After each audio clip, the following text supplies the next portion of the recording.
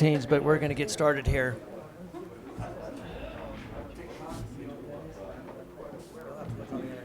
All right, if you'd all rise for the Pledge of Allegiance, please. I pledge allegiance to the flag of the United States of America and to the republic for which it stands, one nation, under God, indivisible, with liberty and justice for all. All right, well, good morning. Looks like we got kind of a slow agenda here. The first thing we have on our agenda, though, is the minutes. Commissioner Candelaria, have you had the opportunity to look at the minutes? I have, and I would move that we accept the proceedings of the Board of County Commissioners, Montezuma County, January 7th, 2020. Second, there's been a motion and a second to approve the proceedings of the Board of Commissioners of Montezuma County for January 7th, 2020. All those in favor? Aye. Aye. Motion carries.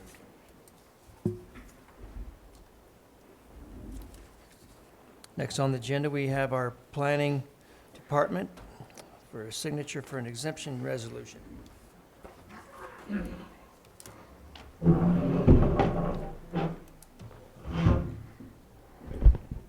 Good morning. Good morning. Morning. We just have our blue pen down there? We have a blue pen. Well, first you That's got all to we vote. need to do. First you got to First, you gotta vote. vote. You got to vote first. That's right. This one hasn't been reviewed yet. Why don't you fill us in, Don? So it's an exemption resolution for property owned by Kevin Rice, and there's a .75 acre parcel that has been cut off by County Road 21. So this exemption resolution would, I guess, make that a compliant parcel, since it exists and stands by itself. So this is just house cleaning then? Yes. Just to make it compliant? Yes. There's the map there.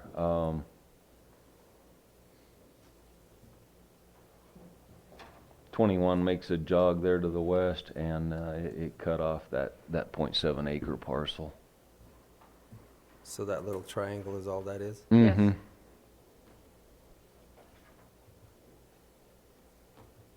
Any questions, Commissioner? I don't have any questions.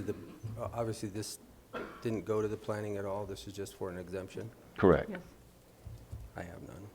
Well, then I would move that we accept exemption and mylar for the property owned by Kevin and Heather Rice located at 14879 Road 21, Cortez, Colorado, consisting of 7.5 acres more or less. Second, there's been a motion and a second to approve an exemption resolution mylar on property owned by Kevin and Heather Rice located at 14879 Road 21, Cortez, Colorado, consisting of 7.5 more acres or less. All those in favor? Aye.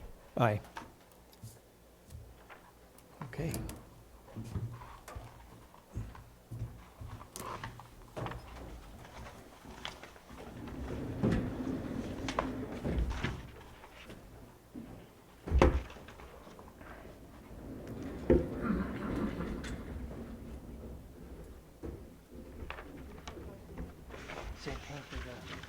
Yep.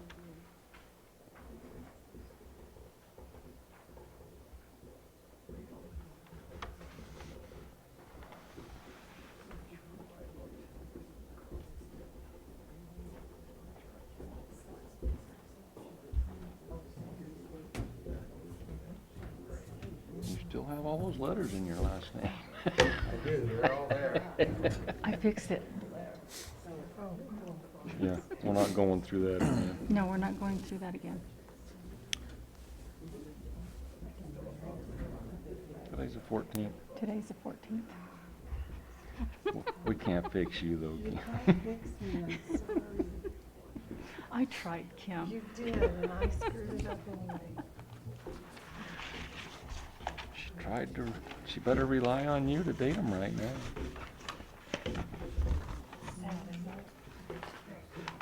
So I know we don't usually do this, but I was wondering why you guys are sitting down there. I know we had a planning and zoning meeting last week. I was wondering if you could just give us an update on the planning and zoning meeting. What's coming down the pipeline for the commissioners? We had a Just a couple of, one's a boundary line adjustment, reflecting a boundary line south of town. Within a subdivision, they want to cut off 5 acres, and the neighbor to the north of them are purchasing that. And then the other item was a single lot development. All right. Actually, we have 2 single lot developments. And then one got tabled to the next, till February. Right. How come? On the public notice that was published in the newspaper, the intended rezoning for the 3 acres was left out. And being that it was heavy industrial, felt that it should be republished in the public notice so that it was clear that that 3-acre parcel being broken out was going to be, or proposed to be, heavy industrial. All right.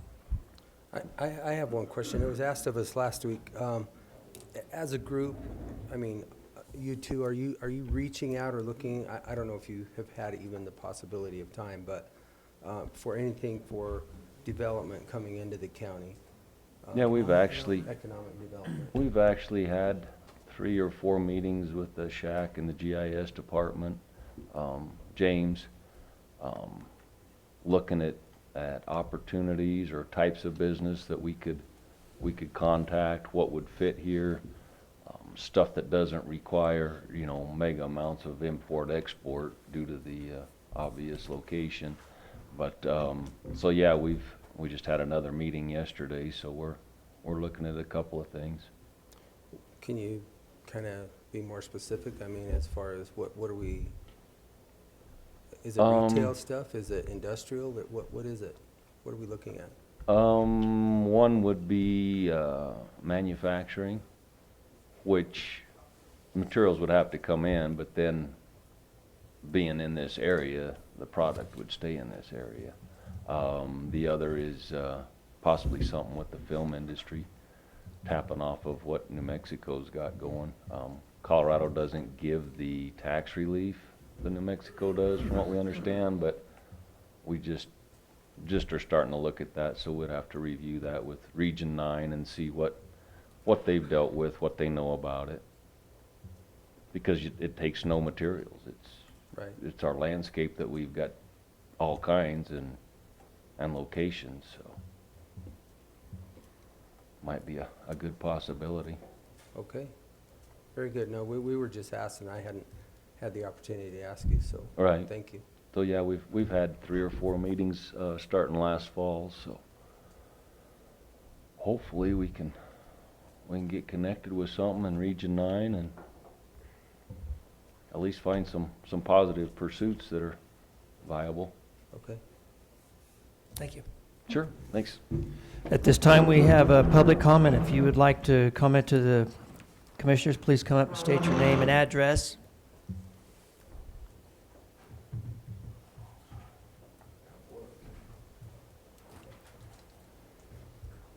Wow.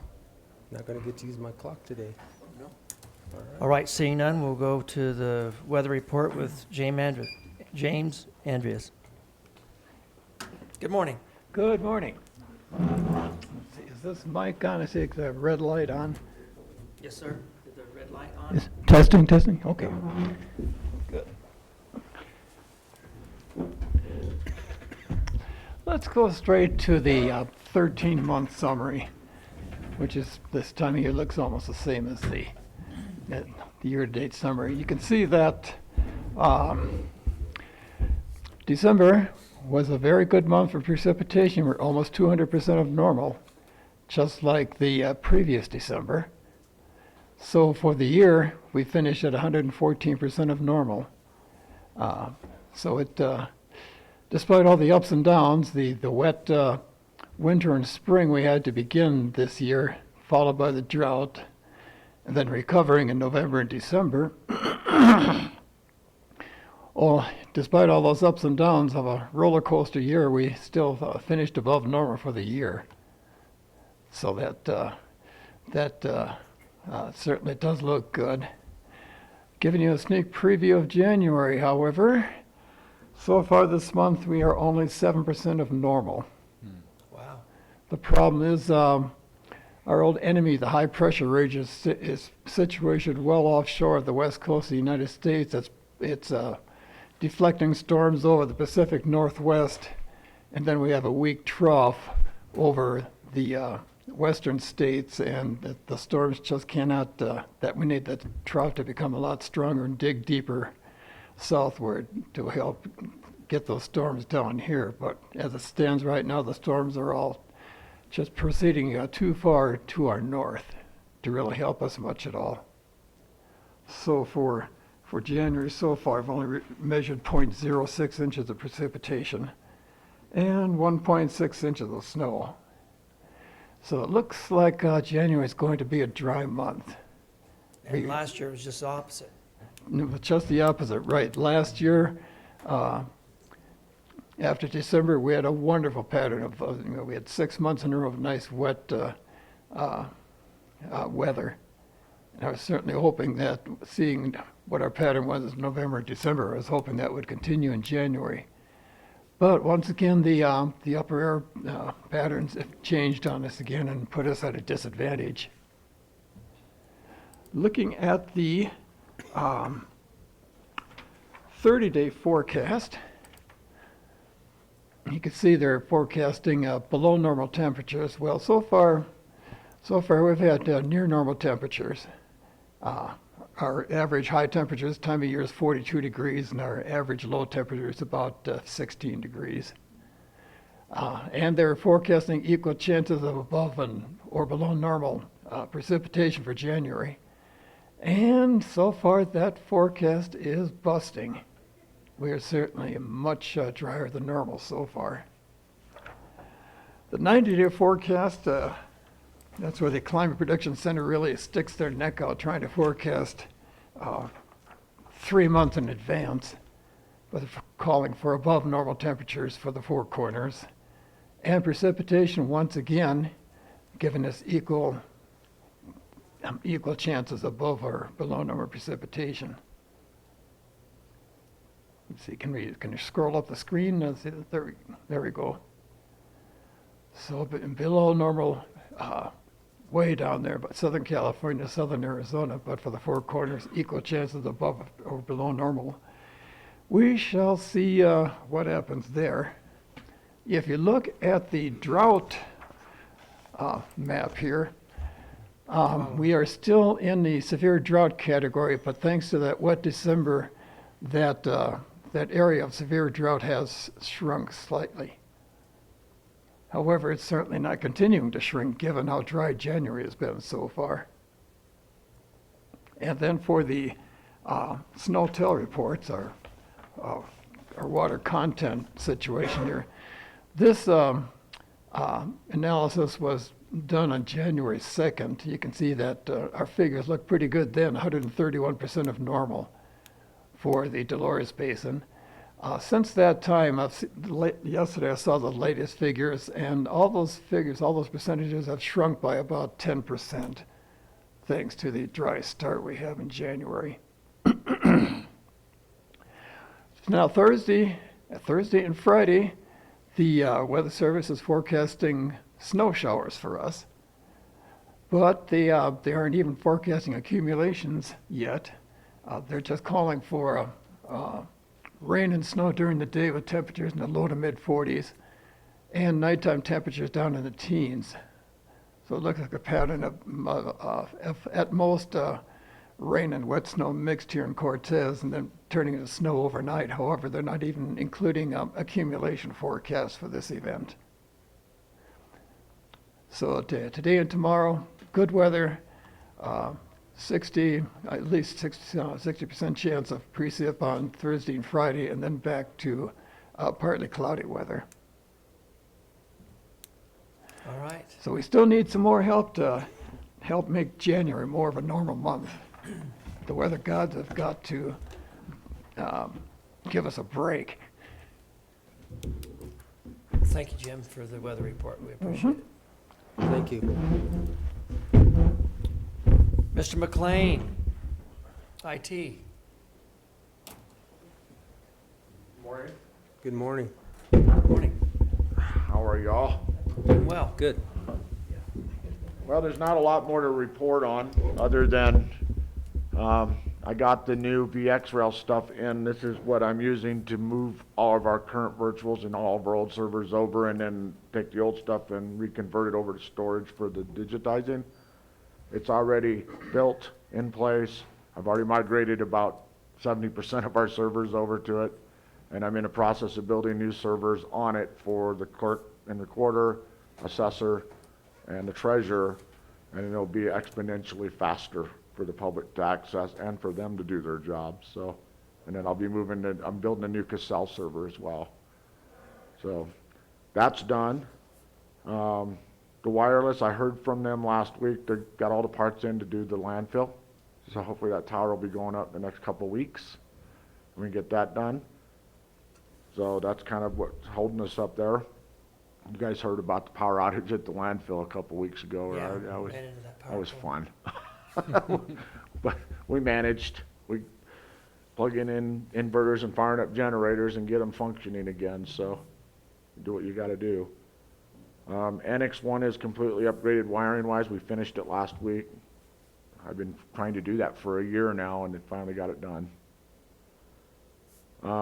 I met with farmers last week, and that brings up the fiber extension project. They mobilized, they're already working on it. I actually talked to Rob a little bit ago, and he's getting after it. So I met with farmers last week. They're gonna drop conduit in the ground as well on top of it. I see no issue with that, because he said, you know, we'd like to throw it in and run our own fiber. So I gave him the permission to do that. So he says he'll be done this week with that project, maybe. So I don't know, did he make it look like he'd be done this week? I don't know, he said he ran into a couple small issues, but he made it sound like he's gonna be done by Friday. Yeah, they should be right. Yeah. So then all the conduits will be in place? Yep. And that's all Yeah. 100% complete? I talked to Terry at Farmers this morning. He's gonna go take, as soon as that's trenched and done, he'll take the trailer out there, and then Jerry will throw the conduit in the ground, and same thing with the city. They'll drop the trailer over there with conduit and get it done. So Good. Mike's supposed to take the handholds out to him tomorrow from the city. And then what about the water? Water will be on the south side is what we're proposing right now. Well, they'll probably do that before we finish the road. They were looking at it last week. We got some dress up to do before we want them to start, Oh. but they're still doing some planning, but that and the power too. There we go. Right, and we did move that project too, from Right. the north side to the south side of the road. Right, yeah, Robin told me that. Yeah. So it sounds like everything is on track, everything is moving forward. I haven't been down there, but is it still real mucky and muddy, or is it starting to dry? Frozen, but it's got snow cover, and it's, Okay. if the sun comes out, it can get pretty slimy. Yeah.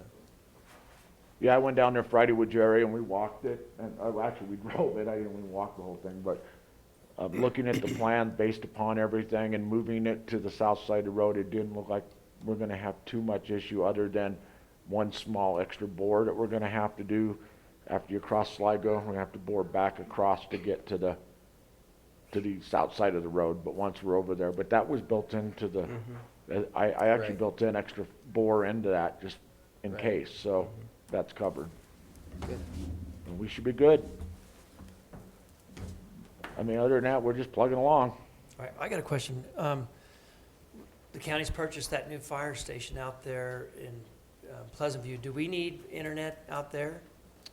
Not at this moment, but I wouldn't mind getting it in the future. I'd like to make sure we plan for it, yeah. We should be, but where was it at in Pleasant View? Right It's in the right on middle, the, right right off of across the big old CC. tower. Oh, wow. So Farmers Farmers Tower. probably serves that that. it won't be an issue for us, Okay. because you guys know at the end of last year, I told you I was looking at changing our connectivity for the county because of some other issues going on, and we're working on that. I mean, it takes some time to get it done, but because we're gonna be jumping over to Farmers, that becomes it's just gonna be part of the deal. And I already talked to Terry about that. He already knows that was coming as a possibility, so yeah, that's not gonna be an issue. I would almost venture to say they probably have fiber to that They already. do. I mean, Yeah, I talked to Terry, there's fiber there. I've had that close Yeah, to the tower, yeah. and they did a lot of work out there. Right, years ago. for a fire station, so Yeah. I would say that it probably exists. No, I know for a fact there's fiber to it. So that's already, I've already kind of been thinking ahead. I knew that was coming down the pike, so. All right, well, thank you, Jim. Anything else I can do for you? You might tell the public how you feel about your electric car, your EV car. Well, there's not a lot to say how I feel because I actually haven't really driven it yet, other than I test drove it yesterday, other than you gotta be really careful because it's not hard to go fast. It's not hard at all. Oh my. Step on the gas and you're at 40 mile an hour and you ain't even hit the first half a block yet. Yeah. So, I'd actually describe it as Glenn, shocking. I gave Glenn the key to it this morning. I said, and Isaac, I told them both, if you're just gonna tootle around, take the car. It's better, you know, you don't have to pay for gas that way. So he took off with it this morning. So, it seems okay. I mean, Good. I don't really have, I'm indifferent about it yet because can't form an opinion based on something I haven't really driven. But we'll see how it does. I'm a little concerned because I was told that they hold a charge for 280 miles or something like that. But when I got in and looked at it this morning, 'cause I want to see how long it took for it to warm up, you know, in this cold weather, so I started it when I got here. And it said, it was fully charged, said there's 205 miles. I'm like, man, that doesn't seem right, but. Off of 230, that's not that far off though, percentage-wise. And it does take a lot to, if you let it sit out there and, let it sit out and defrost the Idle. windshield and stuff, it takes electricity to do that. So True. it'll knock miles off as you're doing that. Yeah. Other And than if you that- end up having to walk at 25 miles, Well, it's light enough that you can just push it, right, by hand? no, those batteries are heavy. Oh, I know. I opened up the hood yesterday, had to look. That's it's impressive. I think it's a good thing in the end. I think it'll be good for us in the end. I think it will cut down on our fleet and our gas mileages and that kind of stuff. I don't, it's hard to say until we actually get out and use them. But I'll watch my fleet budget real carefully and see if it makes any difference. Okay, All right, thanks, Jim. thank you. Thank you. We'll get right back on that topic, because now we have the county vehicle maintenance with Shane Higman and our road supervisor, Mr. Engelhardt.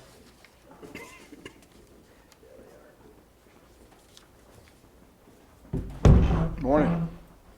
Good How are you, morning. gentlemen? One good thing about those electric cars though, when you warm them up in the mornings, they don't smoke and so the thieves don't know it's running and you can actually get something warmed up. You don't think about those things till you actually have one, so. And you could warm it up in a garage without asphyxiating yourself. Yeah. That's true. They actually See? have Another electric- good point. Electric start, so you don't, if you program them right, you can just push the button and it'll be defrosted for you, so. I wonder if you'd be breaking the law in the city of Cortez where you can't warm up your vehicle. Well, I'm It'd sure be there's hard some to know. rules, Since it's yeah. electric. One of those windows on the alley won't be right or something, yeah. so. But You the, can't we hardly warm- hear it running. You don't. You can't hear it. You so hear a don't even fan if know. you're listening. There's a little fan in there, and I tested one the other day. The frost was very heavy on the windshield, and I mean within minutes it was open, ready to go. Where a regular car takes a little while, Because it so has it's to heat, faster. has to heat all the fluids. Yeah, you're right, exactly. And I don't know how the battery power goes and how the discharge goes and all that, but I jumped in it, ran up to Pleasantville, had to measure for that fuel tank, and I set it on cruise control at 65, zipped out there and came back, and I used like 30 miles worth of power, which is about right. That's about 30 miles out and back, so it's quite fascinating little car. It's kind of fun. It's fun to drive. So, so. Anyway. All right, we'll get to our vehicles. Shane, why don't you? So they've purchased a lot of vehicles over the last few months. Social Services has 2 new Equinoxes, and I'm trying to learn the ropes on how everybody gets vehicles purchased. I don't really know. No one understand that yet, so I guess Social Services and, is it the Health Department? Are those the 2 that they're Give funding? part of their funding from state or federal or. Talking to the Health Department, they said that they only get some programs within the Health Department get funding to buy vehicles, but they rely on hand-me-downs for the rest, so. But we did shuffle 2 of the electric cars over to the Health Department. One went to, Options for Long-Term Care upstairs, and then one's over at the health department, and that charging station's gonna be in today, so they can actually charge it, so. Good. Social Services got 2 new Equinoxes, and my understanding there is they have an 80-20 split.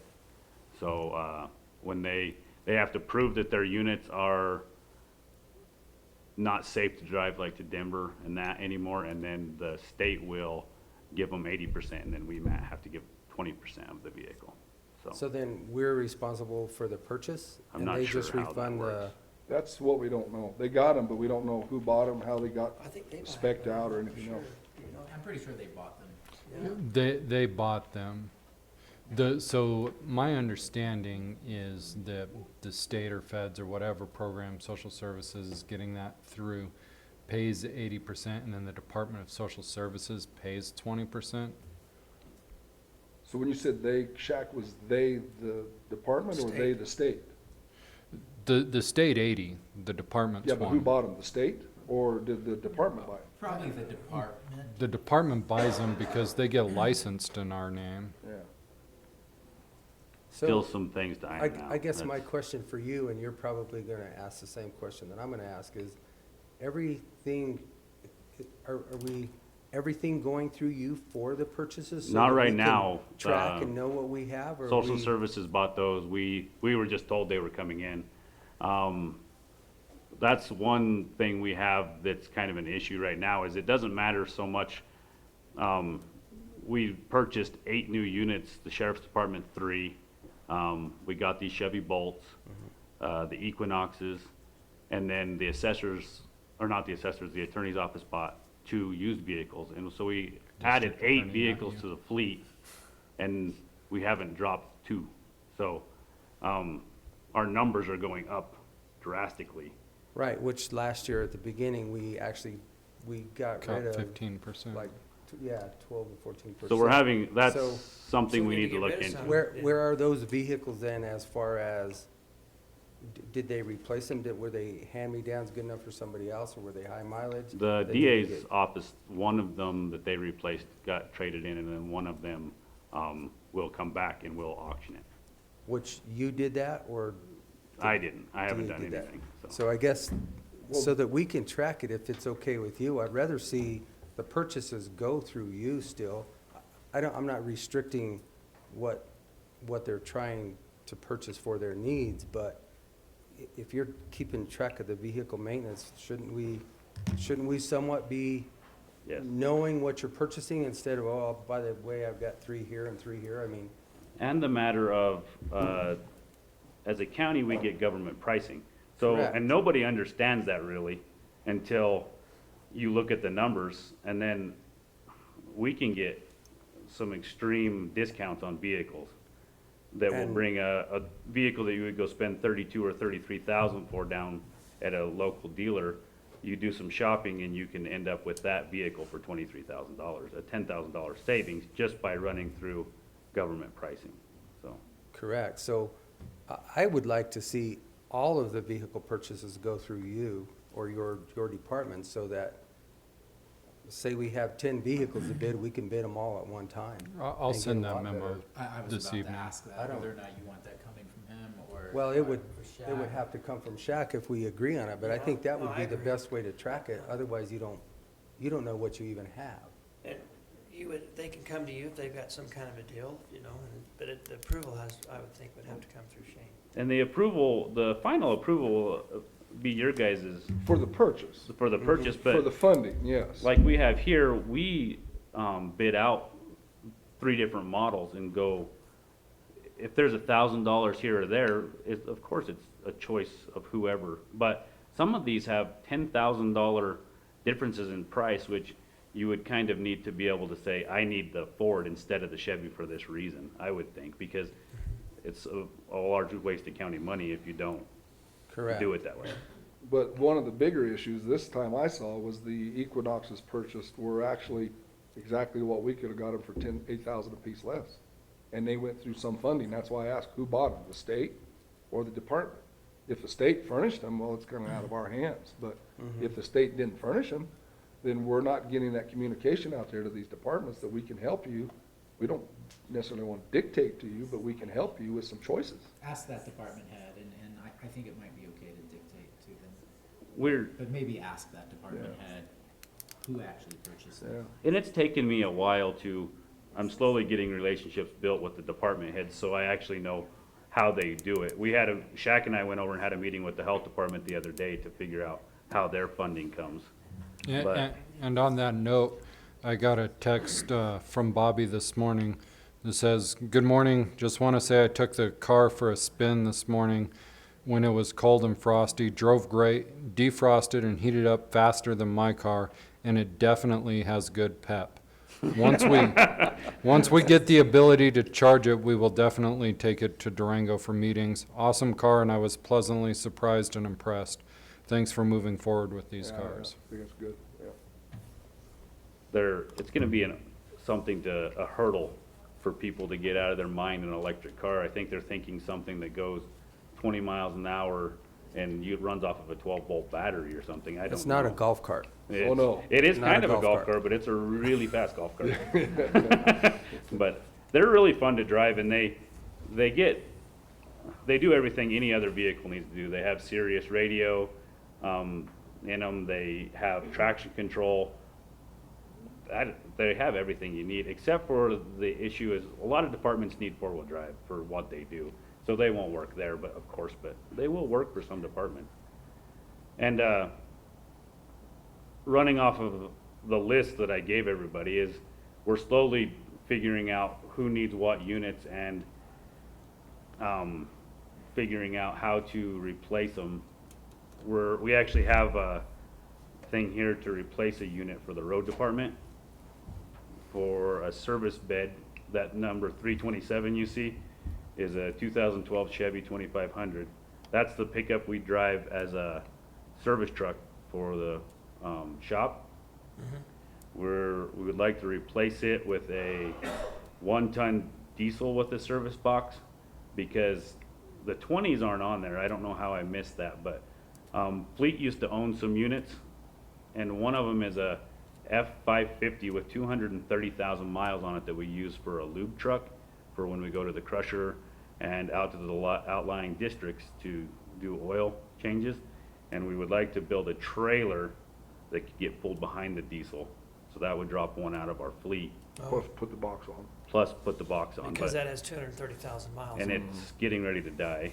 So we would like to replace my pickup with a 1-ton diesel, which is here in this paperwork, with a new box, and then build a trailer for a loop truck and drop the Power Stroke as a service truck. Completely get rid of the Power Stroke and just replace it with a trailer for lube purposes, which would have oils on it, back system, things like that, so we can go to the crusher and take care of these units. But How do you power the vac system? How would it be it's an powered air by? compressor. It runs off air, but my pickup in the service bed has an air compressor. So we can run everything we need to there without the pickup. Because the service truck we have now actually just has an air compressor in the back, and that's how everything's ran. But this is our bids on that pickup I was just talking about. And the joy of the Chevy is I would have to buy beds at the same cost or more, because I think Chevy gets a discount on the bed. But I would have to buy the bed at the same cost or more and then install it at our shop with the other two, the Ford and the Dodge. And with the Chevy, you can, for that $7,100 will be delivered with the bed installed, ready to roll. So I would like to go with the Chevy on this bid. So then in the process, unit 321 is a pickup, we'd give that to another department or auction it, depends on if somebody had a need for it, landfill, fairgrounds, or whatever. And then we'd send one to the crusher. The one that he's got now, we'll take that utility bed off and it'll go back to the crusher, it'll go to the crusher, and then they have one that needs to go away. So we're not gaining, we're rolling and offering, and if it doesn't work for somebody else, it'll be at an auction this spring. So We would actually be dropping 2 units, gaining 1. gaining, holding steady but dropping 2. So So, looking at this list, through all of these other through the other departments, have you communicated with them? I mean, your plan as far as the 15-year, 150,000-mile? I haven't had a chance to talk to everybody. I actually, to be honest, I have yet to figure out where the commissioners and everybody was on board with this program completely, whether we're gonna be buying vehicles. It's still just up in the air how this fleet system is working through us. You know what I mean? I can't go out and meet with them until I know we're kind of running off of this plan or, From I had looking some at question. what you had set forth and reading that, I mean, to me, that makes sense, 150,000 or the 15 years. At least it's a good target. So that it's a Yeah. target, so that we don't have a bunch of stuff that's just aging that eats us up in maintenance costs. and like I said, the mileage sometimes doesn't really matter. You know, if we use we'll try to shuffle them around to where they all have upwards of the 150,000, but some of them have 110,000 miles on them, but the assessor's Dodge that can't be repaired, that's Right. one of them. You can't get the ECM from Dodge anymore.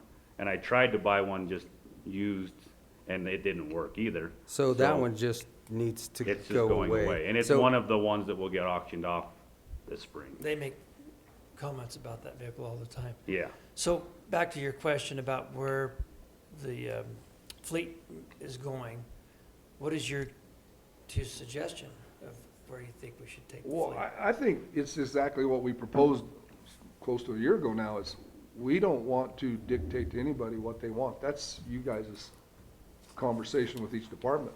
But I really don't like the idea of somebody trading the county vehicle in without letting us go out and see if that vehicle is approachable to one of the other departments. And I would absolutely agree You with know, that. That's why I'm that's gotta saying, stop. And so- I think what you're proposing is that you'd like to see them run through you, you know what Mm-hmm. you have.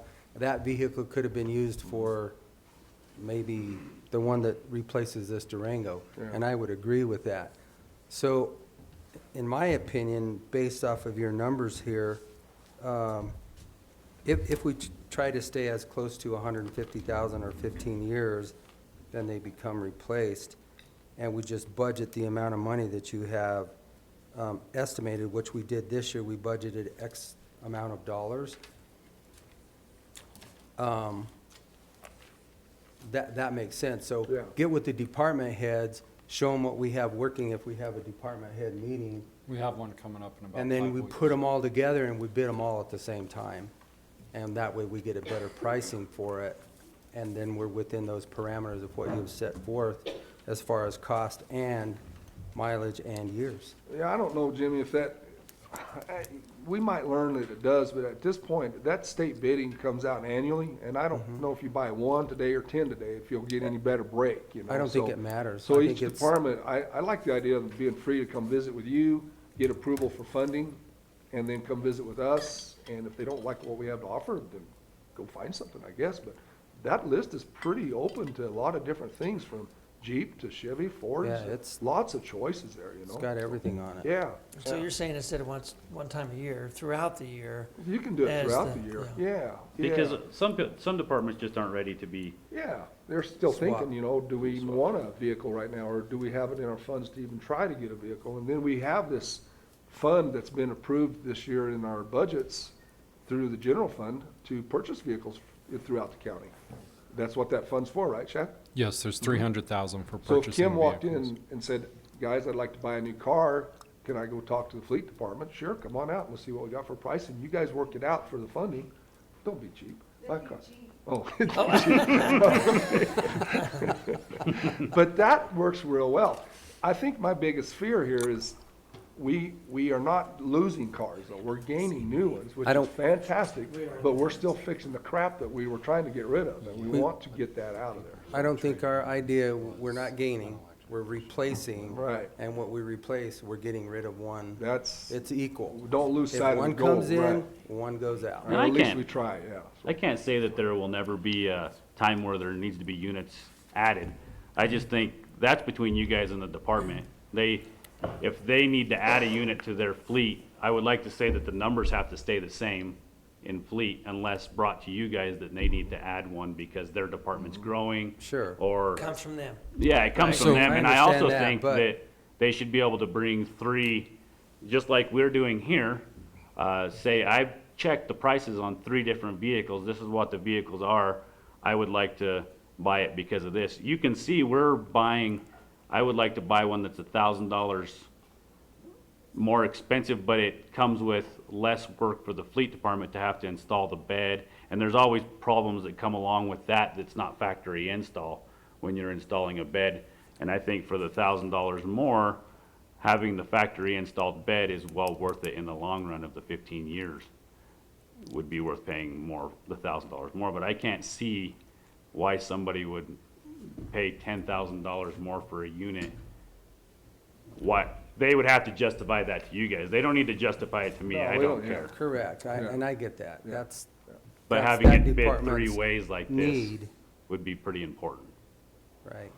So in the conversation about we've added 8 vehicles now, 3 of those are sheriff department vehicles that were approved, and they've not gotten rid of 3? They or got have no rid of plan? 1, and that's on this list, it shows that IT has one that lost oil pressure, and we shifted one of the expeditions from the sheriff's department over to the IT department. So we Okay. filled that void by the one that the sheriff's department got rid of, but they kept 2. They added 3, got rid of 1, and kept 2. But they justified that off that they had 3 more deputies starting this year. Okay. And then another 3 of those 8 was the electric vehicles that you were asked to purchase without necessarily a plan to get rid of other vehicles, but we may be able to get rid of other vehicles now that they're here? And they're trying to figure out, like, the options for long-term care. They wanted to drive the electric car for a while to see if it's even gonna work for them, so. But going back, check, no, I think those 3 electric vehicles were to replace other vehicles when they got here. We just didn't know where they were going or which ones, but I don't remember any conversation we're gonna gain 3 vehicles throughout the county.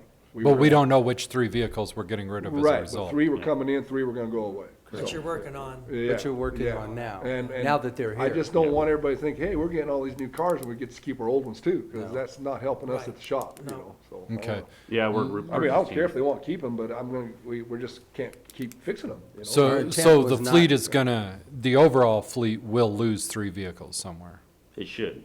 Should, and that's in the process. Well, So, of the 8 we've added, we plan to get rid of 3, and the sheriff has got rid of 1, and maybe needs to get rid of 2 more I don't know about that, because he gained in, in employees. employees. Yeah, yeah, so that would be, Yeah. that's a conversation, yeah. yeah. Okay. Yeah, it's But those under, are conversations for you guys and your Correct. department. I know, I get where you're, And the other 2 are social services. Right. And when they got those vehicles, I don't know, did they get rid of other vehicles? no. No. Okay. And the thing I see is, but they have one to get rid of off of your list right now, correct? they have some that Social need to be services. getting rid of, yes, but, talking to the department, they didn't know what they were getting rid of yet, so. But it's, they're in the works of it. They got said one, they were they're gonna definitely get rid one. of 1, but they didn't mention 2. So that's the problem, is everybody's wanting to gain numbers somehow, which I don't.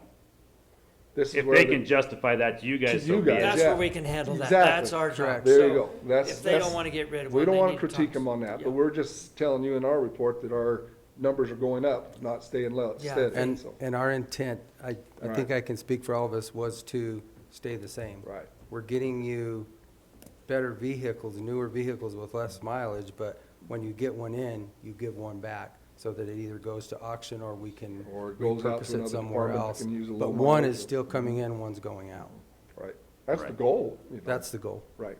And I would like to see the base number staying, I have all this in my computer at work, or at the office, so I would like the base number to stay the same, and then if we're to add one to a department, I'd like to know that, so I can add that to my list and keep the numbers the That's same. why I'd like everything to go through you That's fine. as far as that That's fine, purchase. yeah. And it doesn't matter, like you said, when they purchase it off of the state bid or even bidding it out to local dealers, that, I don't, We don't buy, we have a good relationship with Morehart in Durango, and he doesn't do this, he's not on the state bid form per se, but he will match the prices that the state bid which is fine. comes to. And I would Stay rather local. keep it somewhat local anyway, Yeah, if that- they will match that, but I don't wanna spend $10,000 more on a vehicle. Yeah, it used to be when I To keep first it got here, local. we bought everything from Dellenbach in Fort Collins, and you had to drive up and get them, or fly up and get them, and it's like, we opened that door of, why are we doing this? And we started finding all these state bids, locals, and it was silly to go to Fort Collins, but it's right here, we can get it, so. Since Does that, I Mike mean, with, does that sound good to you, the Yeah, I think we're right on the same 150,000 or Yes. 15-year, and Yeah. at least it's a Yeah. target? Yeah, Try to it get may, you know, some might go a little bit over the Sure. years, or there's just gonna be circumstances that doesn't happen, but that's just a good target. Units are used up in 15 years or 150,000 miles, and we don't have the manpower to maintain them at that point. You're replacing transmissions and oil pumps and things like that, and we just don't have we can do it, but we just don't have the manpower to do that, plus keep up with the rest of the fleet. so Mike with maintenance is here, and in that 300,000, we had discussed replacing his truck. Have you guys been having conversations? We've been about that? talking about what Okay. they're needing to do. Okay. And we'll get final numbers, because some of the vehicles that were bought, I didn't have down as needing replaced, so, we'll just have to revise this And list. and that's why I'd like to see it go through you first, so That's- that justification of mileage or years can be made. Over the first couple of months here, it's got kind of, in the big picture, it's got kind of skewed around to where now we need to figure out what units we're gonna drop and what units got replaced, and I need to revise the list that I gave to you guys, because that was before any of these units had been bought, so. But we still need to replace those same units. Just, say the district attorney, they replaced 2 of theirs already, so. I had them as only one being replaced, but one of the ones that needed to be replaced got replaced, so. Was that So the, they did that, they did that without you Correct. knowing about it?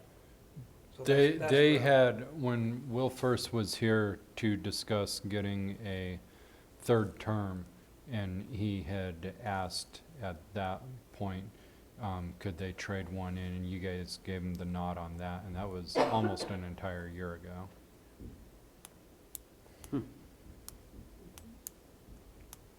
I don't think I was in that conversation. I don't recall. I know I wasn't. so. I don't recall. but That was in the middle of everything changing over. Okay. Probably the Anyway, safest well, way I'm is to gonna draw a ask, line now and on your say, list, was it the 2010 Expedition that had the 184,000 miles, or? yeah, that one will be the 2010 Ford Expedition that has 183,197. They replaced that with a used Nissan Murano, I think, Okay, but, so that was one that went out, one that came in, yeah. okay. And then the other one was traded in. They've got 2 units. The 2008 Dodge Durango got traded into Kaziz, and they got a Chevy Tahoe to replace it. So the district attorney should be good. And that 2010 Expedition will be going to auction in the spring. So, And not to beat a dead horse here, but this is a good example of, they did well on a trade-in. I think they probably got a good vehicle for a fair price. But we could've got them a brand-new Tahoe for a few thousand more, with all the Correct. warranties and all the That's- bells and whistles that go with it. That's why I'd like to see it go That through you communication guys. is That so important, communication right. before I don't want every department going out looking at I think. doing their own Yeah, and shopping I think on that's their what we're own. trying to say today. Let us help. yeah, the county owns the vehicles. Mhm. I think this problem can be solved just by a memo by our county administrator. Yep, It'll go out tonight. very good. Anything else, Commissioner? And, I don't think so. the vehicle, we need to get the okay to buy that 1 ton, if that's something that you guys were. Commissioner King, I wasn't here for that meeting. I don't remember that. We just had that. Just meeting. now. I know.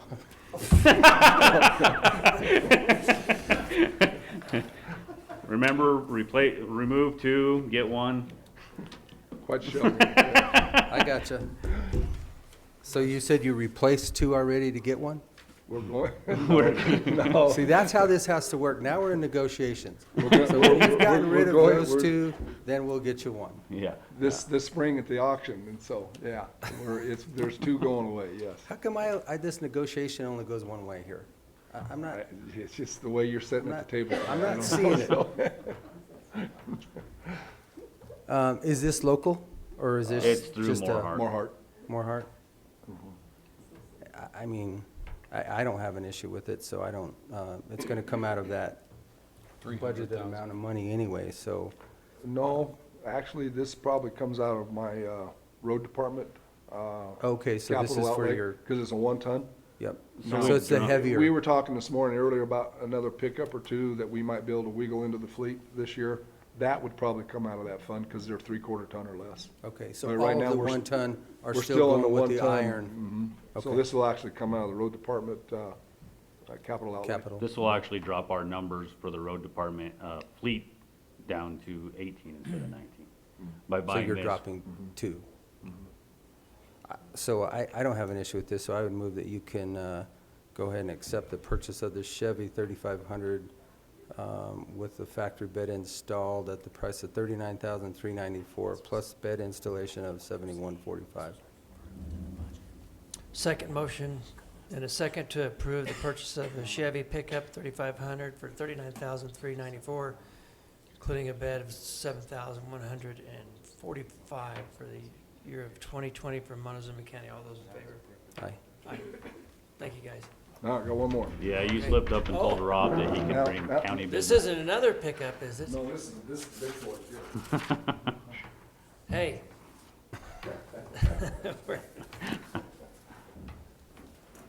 So, in the last 4 or 5 years, we've focused on a lot of heavy equipment, yellow iron, blades, backhoes, loaders, but we were getting by with the trucks that we were handed. And they're not bad trucks, actually, they were in good shape, but it's time. So I started this program last year buying 2 new trucks. You remember one we rolled over, so we had to replace, and then we bought another one while we was at it. So we're looking at this year. I would have liked to have bought these in 2019, but these are, again, hard to maneuver through with you not knowing what your budget's gonna be at the end of the year, and with all the money we're spending on roads and repairing things, that you just get a little nervous about it. But anyway, long story short is, we've went out, reached out for quotes between Peterbilt, Kenworth, Western Star. Kenworth failed to respond, but we did get one with Peterbilt and Western Star, and we're looking at buying 2 additional trucks this year. They're priced at $133,758, and they have their documents and handling fees for $3,500. So bottom line is 2 trucks at $274,516 Western Star, or $305 for the Peterbilt, which we like the Western Stars. And these 2 trucks we're actually looking at buying with automatic transmissions in them, or auto shifts, which saves on drivetrains, increases fuel mileage from what they tell us. There's a contractor in town that has a couple, and very pleased with them. So I think this is the direction we'll probably go in with all of our trucks. And I would like to buy 2 this year if you'll work with me on it. In doing so, the 119 unit number and 124, which are 2 internationals, we'll keep those trucks rather than trade them in this time. One of them will put an N.M.P. on it, and the other one will put a water tank on and make an additional water truck to give us more capacity on water. And then one of the old 1-7 international units, back in the old days, 86 is the year of this truck. It needs to go to auction. It's got some suspension issues. It's got a small motor in it, won't hardly pull itself down the road as far as heavy loads like we haul. So we'll get rid of that truck this spring too. So we're gaining 2 trucks, losing a truck. Well, we're not gaining. Yeah, we're gaining, but we're improving our fleet on the N-dumps and water trucks too. So this is kind of what I'd like to do this year. So this is an automatic? It's, what do they call it? It's a Eaton auto shift. Auto shift. Actually, 18-speed auto shift, yeah. It's the ECMs talk to each other and they actually shift the unit for you. It's really a standard So you don't transmission, have a- but it's, no. but You have a it's, button. the same transmission is what you would have in that same truck. It's just a computer shifting it. Yeah. Correct. The computer shifts it instead of you. Still has a clutch, still has the same 18-speed transmission. How's the fuel mileage? It ups the fuel mileage. It actually skips gears because it senses the load, and if you need to go from first to third, it will switch from first to third instead of going first, second, third. It's quite the deal. But it's also supposed to save the drivetrain of your truck. They say clutches last 2 to 3 times longer, so Because you're not missing any gears. You're not Rear overloading, ends. over You're not torquing. yeah, That would there's, open CDLs, I would think, to, I mean, more people driving truck. So when you get a CDL with one of these trucks, they put an automatic only restriction on your CDL. Uh-huh. So if you were to take the CDL in this truck, they'll put that you have to drive an automatic. You can't drive one with a standard. correct. So it doesn't behoove you to take the test in the No. truck. No, probably not. Once you have it, you can drive anything that's out there. Did you get comparable bids from Mack and Peterbilt or? Peterbilt, yeah, but, we don't generally bid Mack for parts reasons. Mack doesn't make a comparable truck. They make, they have very small engines, and you can't get a big engine in a Mack truck to use what we need to haul ours. You can't get a comparable truck in a Mack. And I reached out to Kenworth, and they just failed to Respond. The problem is they've been all getting beat by Western Star for a few years now, so it's really hard to get them to put out the effort to even make a bid for us. What, I was gonna say, what's the price difference between this and last year? Do you have that? They're up about 5,000 for last year. But that's for the transmission then, So they held pretty much what they did last year for pretty us. much the same? Also in this number, we're getting headache racks and half fenders, which we have to run on our trucks. And in our bid last year, we didn't have that. We'd bought those aftermarket after we'd bought the That's true trucks. too, yeah. And this year I told him if we bought the trucks, I wanted them installed at the factory first, so we didn't have that wait time when we get to the shop to be able to put them on the road. Another thing I want to mention is 2019's budget, we had 190,000 left in our capital outlay, which I did not spend. I didn't spend it on anything, so it's still in reserves. I was trying to get this done last year during 2019. It just doesn't happen that quick. So that money is still in reserves, and we have enough in our capital outlay budget this year to do this anyway. So, but it is still sitting there from last year. So then the two that you're taking out of service, well, they're 1980 stuff, so. Yeah, you're no, gonna- the two were taken out of service, 1-19 and 1-24. The one's a 2001, the other one's a 2004. That 119's got 500,000 miles on it now. Okay. It's sitting in the shop right now, getting a rebuild on an engine. And those are totally gone then? No, they'll stay. They'll put Okay. a box, move Okay. two, we'll put an end dump, we'll put a box on it and make an end dump out of it. And the other one, we'll buy a tank and put a water truck, another water truck out. So we're only getting rid of one unit because we're gonna add a water truck to the fleet, being that come springtime when we're magging roads and we're doing everything, if a truck goes down, we don't have a spare. Yeah, we don't have enough water trucks. So- We never have enough water trucks. We're gonna What do you keep the have, one. 3? No, we have 7 now, A lot, huh? Or 7 at 9? least. maybe Wa- 9. Water truck? Yeah, I'd have to get the list, but. When it yeah. comes to magging season and Blading roads. and- blading roads, everything runs. There's not a water truck sitting, and then if one goes down, say the pump goes out or something for a couple of days, we're just tight at that spot, which it doesn't make a lot of sense to Well, that take holds a. up your blade, man. Oh, yeah. Right, Yeah. yeah, because You you're know, this running year for was, water. Jim said it in the weather report, we were doing good till drought came. You know, we shouldn't have had to have water trucks this summer because everything was rolling along, then it turned off and we couldn't get enough water trucks, you know, so. If you ever end up with an extra water truck, that Mack at the landfill has 1,164,000 miles on it and may And eventually it's need all an in that upgrade. circle there, that's what's amazing. Well, no, not all of that. It came from Weminuche and then the road Well, department. Women Nooch, huh? Okay, you need some help. So then you're only getting rid of one end dump. We'll be getting rid of the one end dump. The joy of this is we'll be repurposing these trucks. Like you said, 119 is in the shop currently, has a 500,000 miles, but we lost compression in one cylinder. So it's getting an engine overhaul in our shop right now. And then 124 is one of our transport trucks. But we'll end up with brand new beds and brand new tanks on those two trucks, so they'll make us a good truck for They'll last for a years long and time. years and years, yeah. But the one from Mancus will go away. Yeah. So do you have a mileage, anything as far as thoughts when you're gonna turn these? We don't really have a mileage. It's kind of run off of, we see off the work orders when they're starting to nickel and dime us to death. And when we're doing hauls, we don't want those trucks to go down at all. So that's where the new Western Stars will go to haul trucks. And then these will be trucks that won't get, they only get, 6,000 to 7,000 miles a year, our water trucks and end dumps. When we need them, but they don't get a lot of miles, so they'll last another 10 years as units, as water trucks and end dumps. Or end And 500,000 miles on a belly dump is quite a few miles. That's like 1,000,000 miles on a highway, so to speak. If you put that many miles up and down these little roads, you're stressing it out, you Yeah. know, it's time, so, yep. What do you think, I agree. Commissioner? I'm okay with it. It's in your capital improvement, and you had 190 carryover Yeah, from. yes, sir. approximately. Mhm. So, yeah, I'm fine with it. Looks like it's the best cost too. And then that keeps your fleet, then they're gonna be all more to the Western Star. Yeah, we've got two Consistent more, with your we've got fleet. 2 newer Peterbilts that we'll probably keep for a couple more years.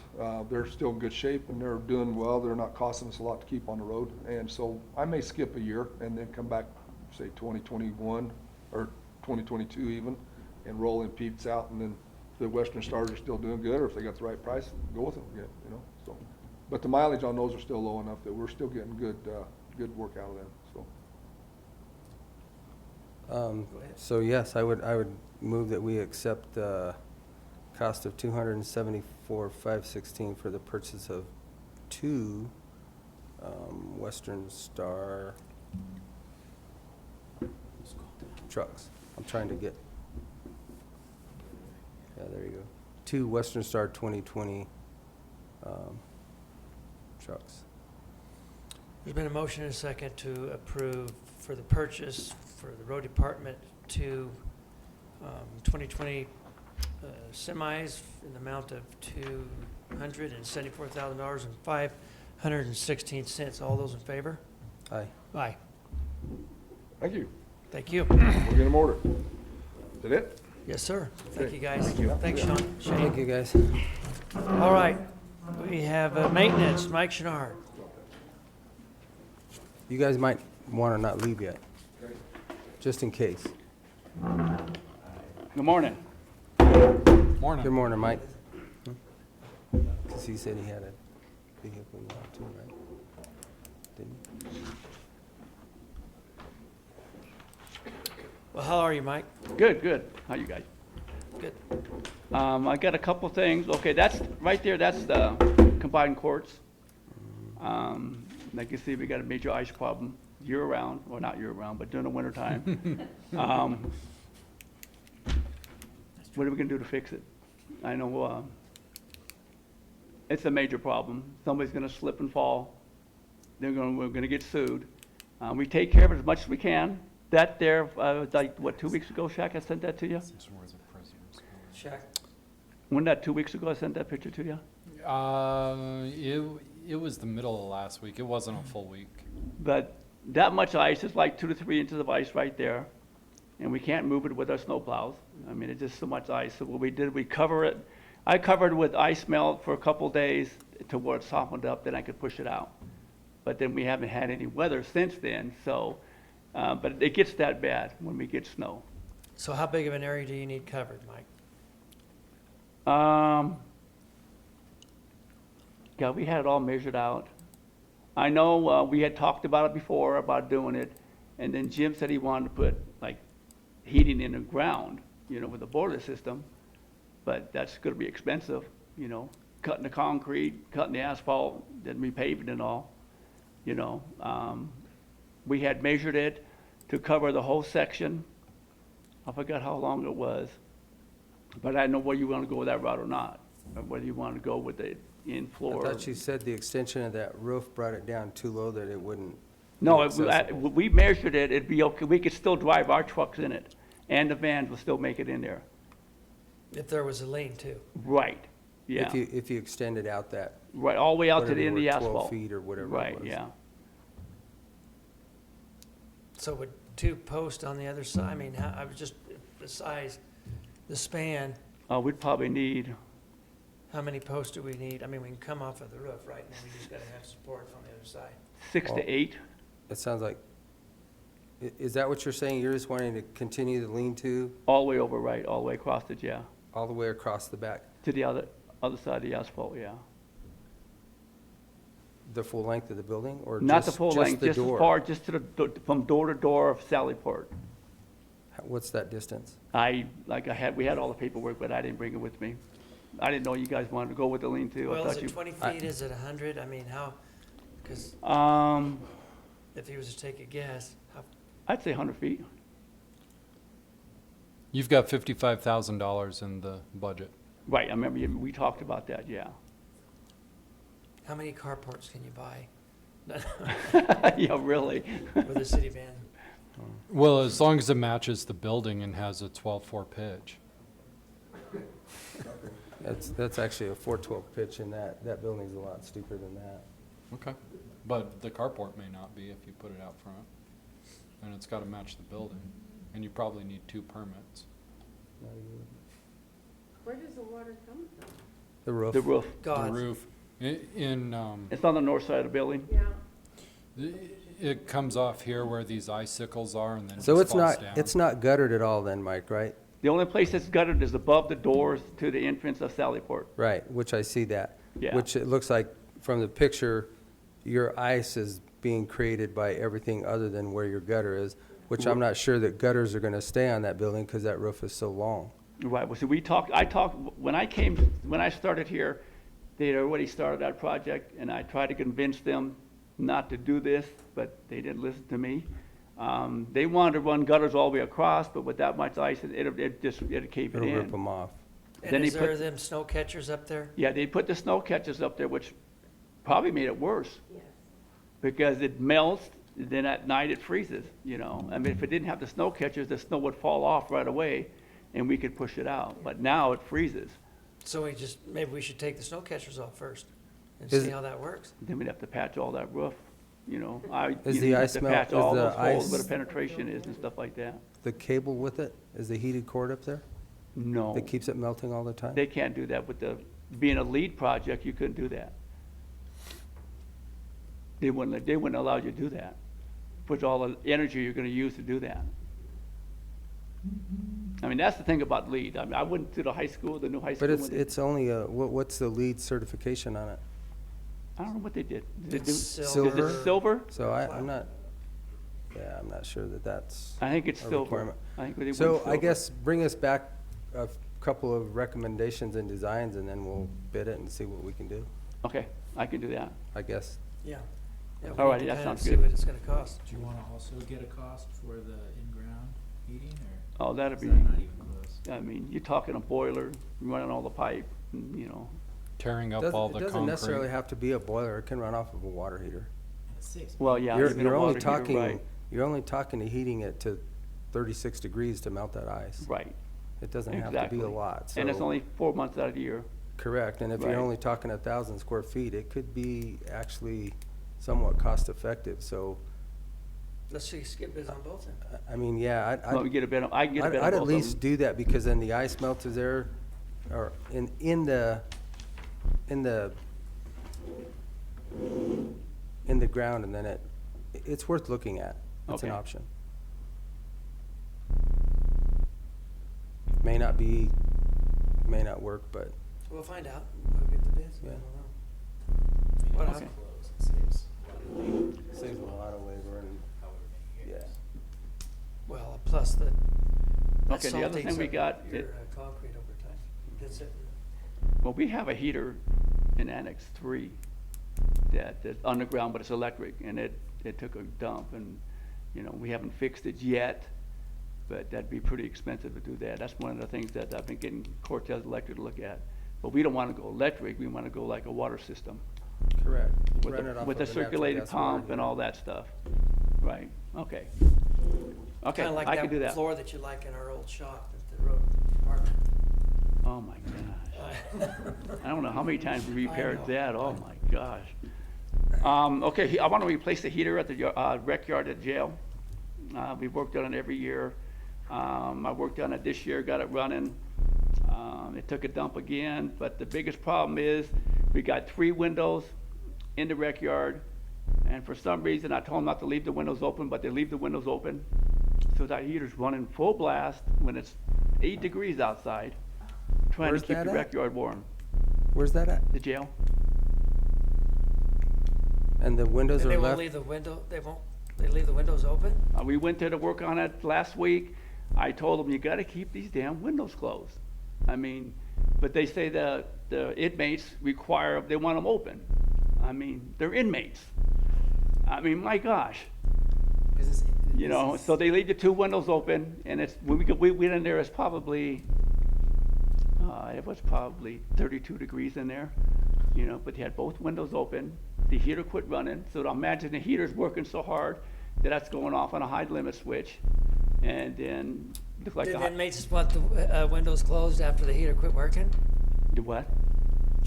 I mean, did they want the windows closed after the heater quit working? Well, I told them to close the windows when I was there. We got the heater running, but then they went back. My guys went back to change a light in the rec yard, and both the windows were open again, and the heater had quit already. How do those windows open, Mike? Do they slide up, slide The controls them in the control room. They're electric. So they're electric? Right. Do you have a pair of wire cutters? I mean, you try to convince them, but they want to try to please the inmates. But then, you know, when it's 15 degrees outside, you can't have the windows open. And it's their own heater. We can replace the heater. It's hung up in the ceiling. It'll be a chore to do. It's got a big old cage around it. Oh, it's stuff. like a shop heater then? In the Yes. corner? Yeah, it's just nothing strictly but heat. Forced air unit. But then I would definitely fix the windows to where they're a fixed window and they don't have an option of opening them. It's the deputies. I mean, we can do understand that, that. but then in the summertime, they don't have any ventilation. They have a HVAC unit in there. No, it's just strictly heat. There's no HVAC unit in the rec yard. It's just strictly heat and the windows. But there's got it. Well, then in the wintertime from October 1 to, gosh, I don't know, hard to put a time on it, but. March. You know, Yeah, I at mean, least the end of March, that just, yeah, it's ridiculous. I mean, because then it's a response, they're forgetting they're open and somebody leaves, shift change, and then they're just staying open. they This is just something leave them we can open. have the sheriff talk to. Yeah, We we'll- still need the heater, correct? Do what? We still need to buy a heater? Yeah, we've got to replace the heater because it's been running like it How has much been. is it? Is it on this? I mean, the list? heater's not this gonna is be like doors. it'd be like $6,000, maybe $5,000 for the heater, maybe less. It's not that expensive of a So you heater. want to pull that out of the capital? Yeah, if it's less than 5,000, you have the authority. Right, to I do got the that. money in that part to do it. Yeah, But I you just have the wanna- authority to do that less than 5,000. You don't need to. But I just He want to wanted make to bring up the issue. yeah, and I don't want to have to replace it again because they leave the damn windows open.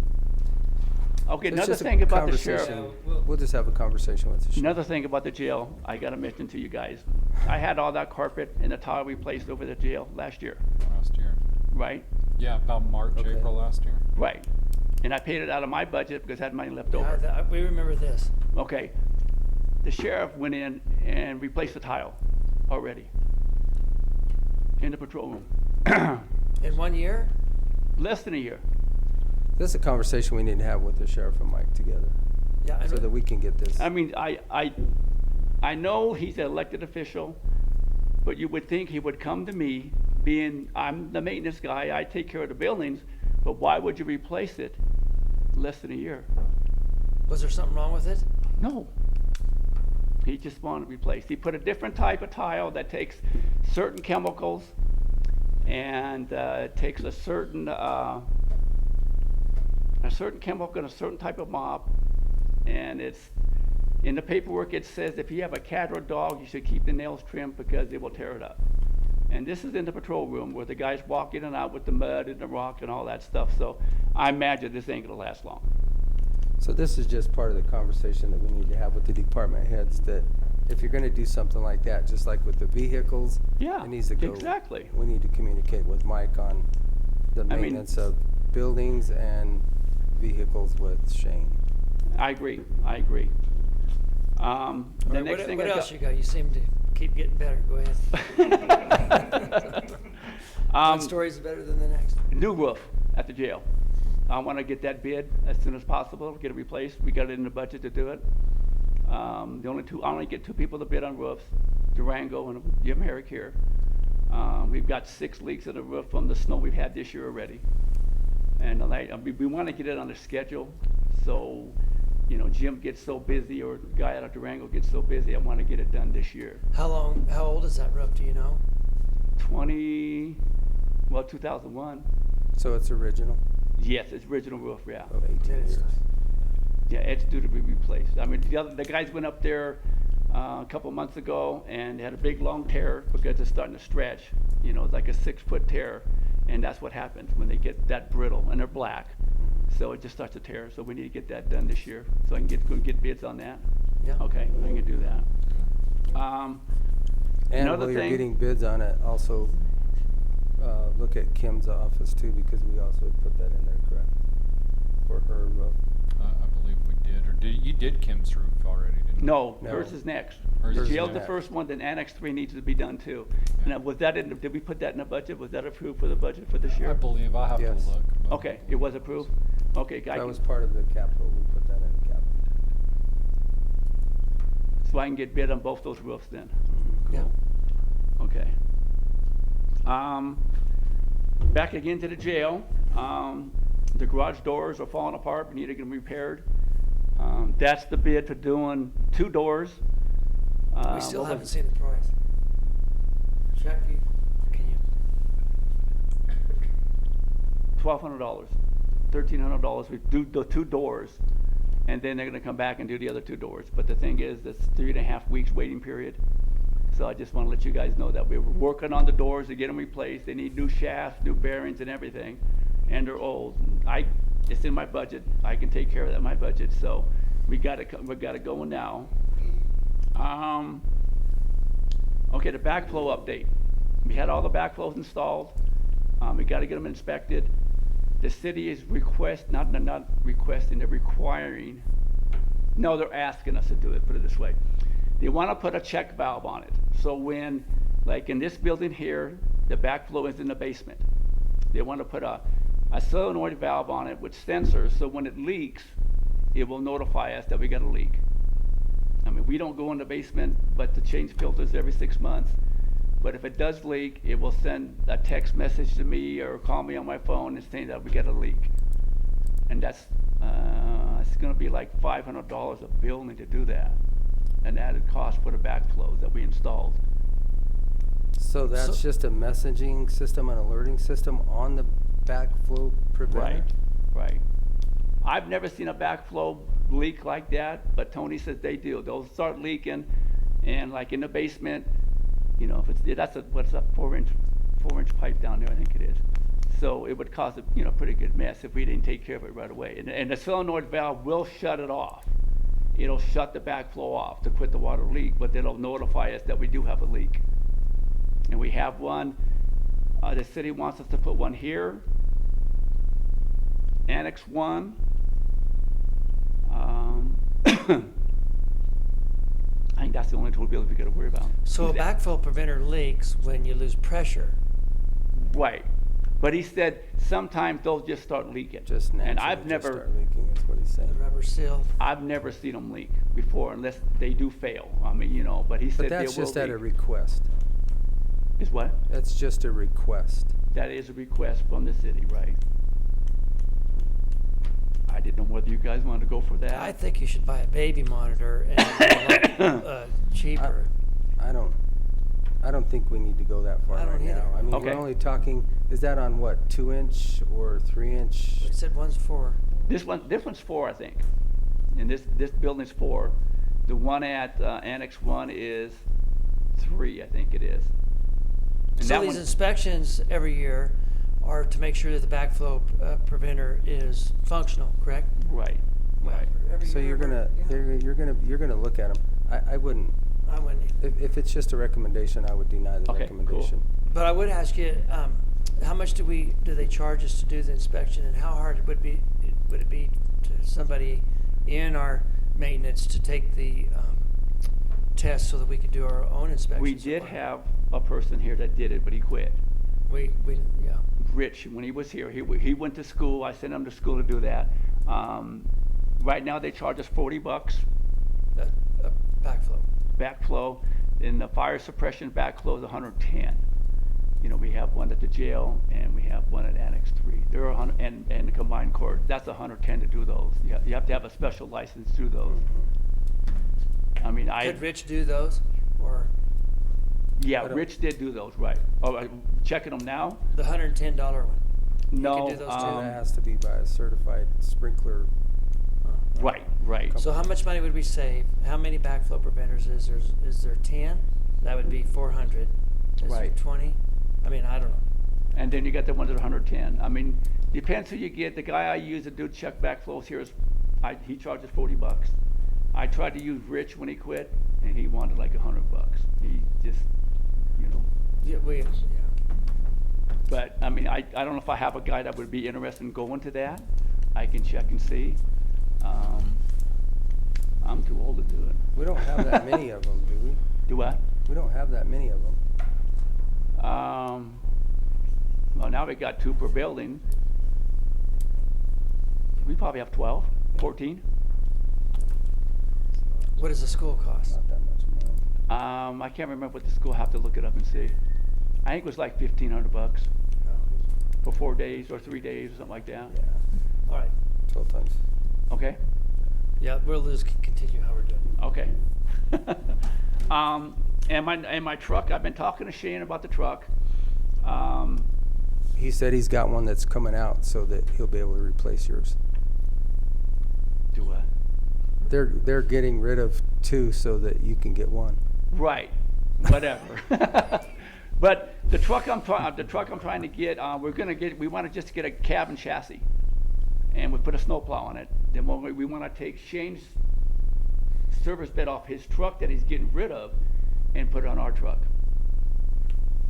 I mean, we discussed that this morning, and that would save the county a lot of money. I mean, we don't need a new service bed, but we do need a service bed. So the truck we'd be buying was just a cab and chassis with a snowplow. Have you guys worked this out? And that's all I got. Well, have a great day. You Thank too. you. Thank Mike. you. Thanks, Mike. GIS mapping, Doug Roth and Rachel Medea.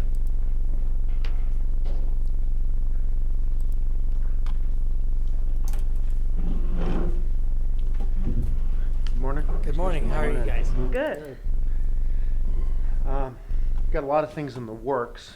Nothing that is pending business right now, but I guess just a few updates. We are looking at getting a final bid for the flyover for your approval. So as soon as we get that, we'll get that on the agenda for approval so we can schedule that flyover.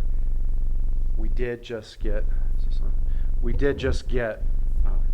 just this morning, CDOT did approve a contribution to that, which is, it's not a huge amount of money that we asked them for, but they do ask for that digital data, and since they use that to plan a lot of their projects, we said if you want the new data next year, go ahead and give us this contribution up front to be part of the project. You can get all the data right up front. So that's I think very positive, especially in just a working relationship kind of situation. But I think, wasn't there a player that was going to be helping us and then they backed out? Empire And Electric. that was Empire Electric, which they were a very big player because they have infrastructure, all over the place, and they backed out, and so they did not budget anything. And would they have access then to our files after we complete this? Well, we would have to come fee. back. Huh? For Well, a nominal I'm trying fee. to figure out my demand management charge. Well, because it's a partnership, essentially the county and the city of Cortez being equal players. Not also, we have Dolores County and town of Dolores and town of Memphis also as players. If Empire Electric wanted to come back and say we want to purchase this data, then we'd have to figure out how to equally distribute that money back to the original partners and refund them that amount. So it's not as easy as, the county just selling this data. It's to them for their use internally. However, we can do that. Correct. Why did they pull out? I don't know. The word that we got is that they didn't feel that we had a firm plan at the time that they were doing their budgeting in July or August. At that time, we were attempting to do a much larger projects and see what larger project we could put together. And And we told them, we know that we're gonna do this high-resolution project because the support is there, and please budget for at least that project. That's a go. This is a price per square mile vendor that we've used before, and they said, well, we're not interested in that either. We're not gonna budget for any of it. So they knew the options there. How much money are we talking about? For them, you know, the total project, Like $30,000 or something. total project cost is gonna be 35 to 40 for all of us, and they were gonna be pretty much an equal partner, so their contribution would have been in that $12,000 range. So, yeah, that's Maybe next time. okay. It's very valuable data for us, and it's the right move at this time, and so the more partners the better, but I think we're gonna get a fair product for our partnership with the city and the towns. We're getting a lot of bang for that buck. Okay, what else? We did order our plotter. Thanks for approving that. Came in slightly under budget. We do have HUTF coming up when we visit with you at the road department. Time allotment, I believe that's February 3rd or 4th. That Tuesday, we'll have a HUTF signature sheet to sign. And at that time, hopefully we have a better idea of scheduling a map, 2020 roadmap update, which is gonna. So we're doing a roadmap update this year. Yes, we absolutely need to, and it's a big project that it intended to get to already, but we're gonna move forward with that just as soon as we can. Okay. And then some census stuff, Rich. So when are you thinking, mid-July? I mean, when do you think the map would be ready? Because we usually have a discussion to with the road department, make sure there's something that we Yeah. haven't left out. We'll look at, because We it's gonna won't lose any, what I'm getting at, we're not going to lose any funding with the timing of the map. No.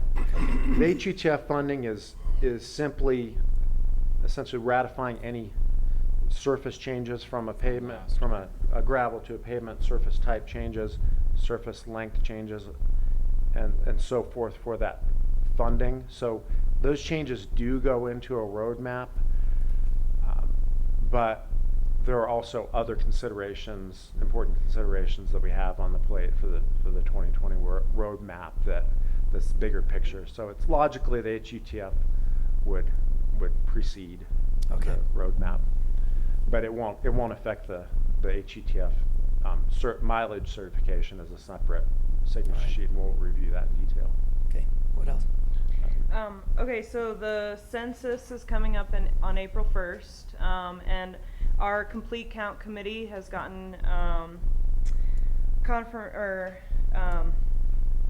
we have a group that includes all of the school districts, all of the libraries, senior services, social services, a lot of agencies that are coming together to help make sure that people understand the census is important and why to fill it out, and that it's safe, and what it means for our community by filling out the census and getting counted. So we got DOLA funds. We got about a little less than $30,000 to spend on material. So the goal is to reach out to our own community, because we know our community best, to help reduce the amount of census workers that have to come out and make sure people fill it out. And this census is the first time that people will be able to fill it out electronically. They'll get cards in the mail around mid-March, and then they can go online and fill it out. So one of the things we purchased with our grant money was tablets, so that those folks who don't have a computer at home, just don't have access or may need help, can come to the veteran services, the senior services, the library, to fill out the census. Are you guys going to try and hit like the Ag Expo, Home and Garden Show, all of those that are prior to April 1st, yes. Okay, good. We're going to school board meetings to get resolutions signed. We'll come before you guys next month with a resolution. What else are we doing? So you go from, what's the time frame, April 1st to the end of the year? I mean, to have it completed. So how long can you gather, how long can you count? When is the cutoff? The date? cutoff, was it July? Well, Oh, they, I think they want most people to have filled out the survey by the end of April. But they'll still take 1 it. month? well, Sure. I believe the situation is that the census will attempt to count you all the way until they stop field operations in, it might be June or so. But the order of things is that they don't want to have to come to your door. And I think that's the best selling point to anybody is if you don't want somebody knocking on your door, go ahead and fill it out either online or through the postcard, or they're doing also the phone this year. So it'll start March 12th online. You can fill it out online. And if you don't do that, then they'll send you a card, then they'll send you a card again. And then eventually in late April, they'll start sending people out to knock on your door. And I don't know when their operations start, but it's to everybody's best interest just to go ahead and fill it out. It's 10 questions. It's pretty simple. Say most of the actual data that the census gets for demography, they already have through other, governmental databases. This is just a requirement. What is the resolution you were referencing, that you're going to schools and you're going to come to the BOCC with a resolution? What's that about? It's a resolution of support. We'll send out encouraging people to do it, that we support this effort because it means it's important to our community to get funding for our schools and our roads. We're going to send that draft over to you shortly. We have the drafts. We sent drafts over to the school districts, and we have a meeting with the Dolores School District on Thursday night, so we're going to present that to them. And primarily the purpose of the resolutions is to get a chance to go before the boards so that there begins an awareness that if board members are asked about why it's important, they can speak to that to their constituents. And also to ask the schools, we need your help in getting that outreach out to your parents and so forth. And I think last time, Larry Don, you had asked about college students, and I think they will get counted in La Plata County if they go to Fort Lewis. If they're there on April 1st. Mm-hmm. Yeah. Yeah. Well, one of the talking points in the resolution, because I think this is, and I believe you said $1,400 per person is what would come back to the county? $2,300 per person per year average in Colorado. That would probably be the first sentence out of my mouth when I was telling somebody, because that's a lot of money. And then you multiply that. You say, well, if somehow that person was missed over the 10 years between decennial censuses, then that's $23,000. And because the average household size is 2.7 people, and you multiply that by 2.7, so if you miss a household entirely, then that becomes that figure. And I think last census, it was 73% of our community had actually answered it. So we missed out on quite a few people. We'll have 27%. Yeah. And I think the reservation was only at 30 or 40%. They have a specialist working specifically with the U Mountain Ute tribe. But, All right. yeah. What else? Much, we had we're working with local vendors to order some of our promotional items. That's the website that we came up with, and those are pens we thought if we can use elementary school students to get some fun pens and bring those home and use those with some information, then those were the items that we were looking at there. That's one item that we're. Would this come out of that, what was it, 30, what did we get? $28,000 plus another $2,500 grant. So For all And that's where this money would come from? correct. Yeah, it's all grant funded. It's And then not each costing. town got $2,500 too for some kind of promotional material, but we're all working together. So each elementary school student will get one of these fun little pens. We're getting a lot of these stickers that James designed. Just a little something to hand out at our booths when we're doing outreach at booths.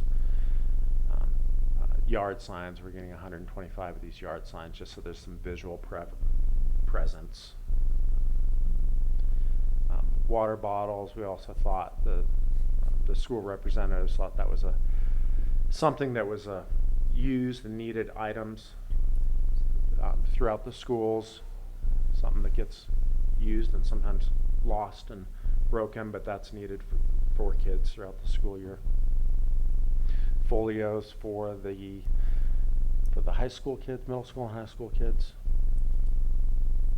It's just a general logo, and then some tote bags, insulated tote bags for certain areas. And then one of the items, well, one of the possibly most Shaq's got one of those. Yeah. We'll provide Is that a onesie? each one Is of that a you onesie? one of those. Yeah. One of the thoughts was the easiest to undercount is kids that were just born a few months ago, and forgetting to count the 3 and 4 year olds and the young families for the families. So these will be part of kits that will be given out through the WIC department and also from the hospital for newborns. And then these are toddler shirts for WIC. And then for the older population, through the health department, they have service providers that give out pill boxes that people can use. So the partnership has all agreed upon these items? Correct. They told us what would be best for their smaller community that they're in connection with. Yep. And then we mocked them up and are in the process of ordering them. So. I'd say the only last thing on our list is getting back to the safety and evacuation plans for each of the county buildings. So I want to get with the fire department to make sure that all of the fire extinguishers are in good places, because we did that for this building, but we still need to for the Annex 1 and Annex 3. So I'll call the Cortez Fire today and kind of get that rolling. That way we can finish those plans and get those maps, evacuation maps up on the in key locations throughout the buildings. When was the last time the fire marshal came out and inspected the building? We will be, Because this they're- building? No, the fire marshal is supposed to do annual inspections on those also. Well, because they've been doing inspections, and then people have been checking the fire extinguishers, but nobody's picked them up off the ground and hung them on the wall or made sure that they're in proper places. So I think that needs to happen. I guess that responsibility is on us to make sure that that's done. And we have our next meeting involving that tomorrow. Yeah. Okay, all right. All right. Thank you, guys. Thank you, guys, Thank appreciate you, it. guys. Let's go then to our county attorney report, Mr. John Baxter. Nothing too active over the last week.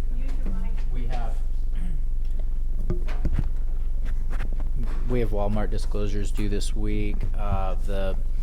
The federal court in the Kinder Morgan case last week entered an order to dismiss the Kinder Morgan. It's actually CO2 company's appeal for attorney fees. So hopefully that case is closed in federal court now forever.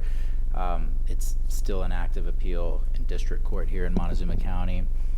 We still have Kinder Morgan. Our opening brief is due on Friday. Same with the attorney generals. Same stuff. Road case is still going on. Okay. While we're waiting on, actually, I'd be waiting on 2 people.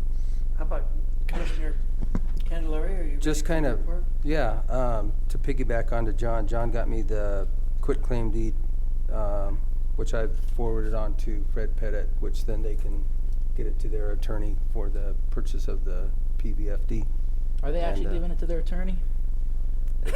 Well, so I already tried to do it through the attorney, but I thought that I was instructed to just do it through the lay people. I told him that conversation yesterday when we had a talk, and he goes, "Well, I still feel like we should send it to our attorney." I said, "That's up to you. You do what you need to do, and then they can get it signed." So that's fine. We're just in a waiting period now for that board to get back to us. Hopefully, I would say in a week. That should it be simple. It should be very simple, and it'll be signed and we'll get it recorded after we write a check. I was at the Dolores council meeting last night.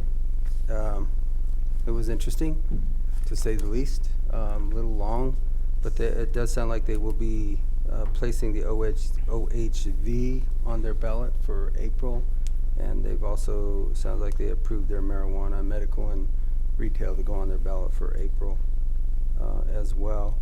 And then also working with Rebecca Perush to get our meeting scheduled with Empire Electric for February 3rd to have people come down with us for that charge point station at the quick chargers. Great. So that's all I have. I guess I'll do mine, and then we'll bring up James. I was on, it was over an hour, dang near an hour and a half, but I was on a public lands conference call with NACO, all of the players on public lands in the United States at the county level. One of the topics I think that was brought up that was most important and will affect us here is in the Obama administration there was an agreement, a memorandum of understanding per state on mineral extraction on public lands. And Colorado has had this memorandum that expired on I think last week, the 30th of December.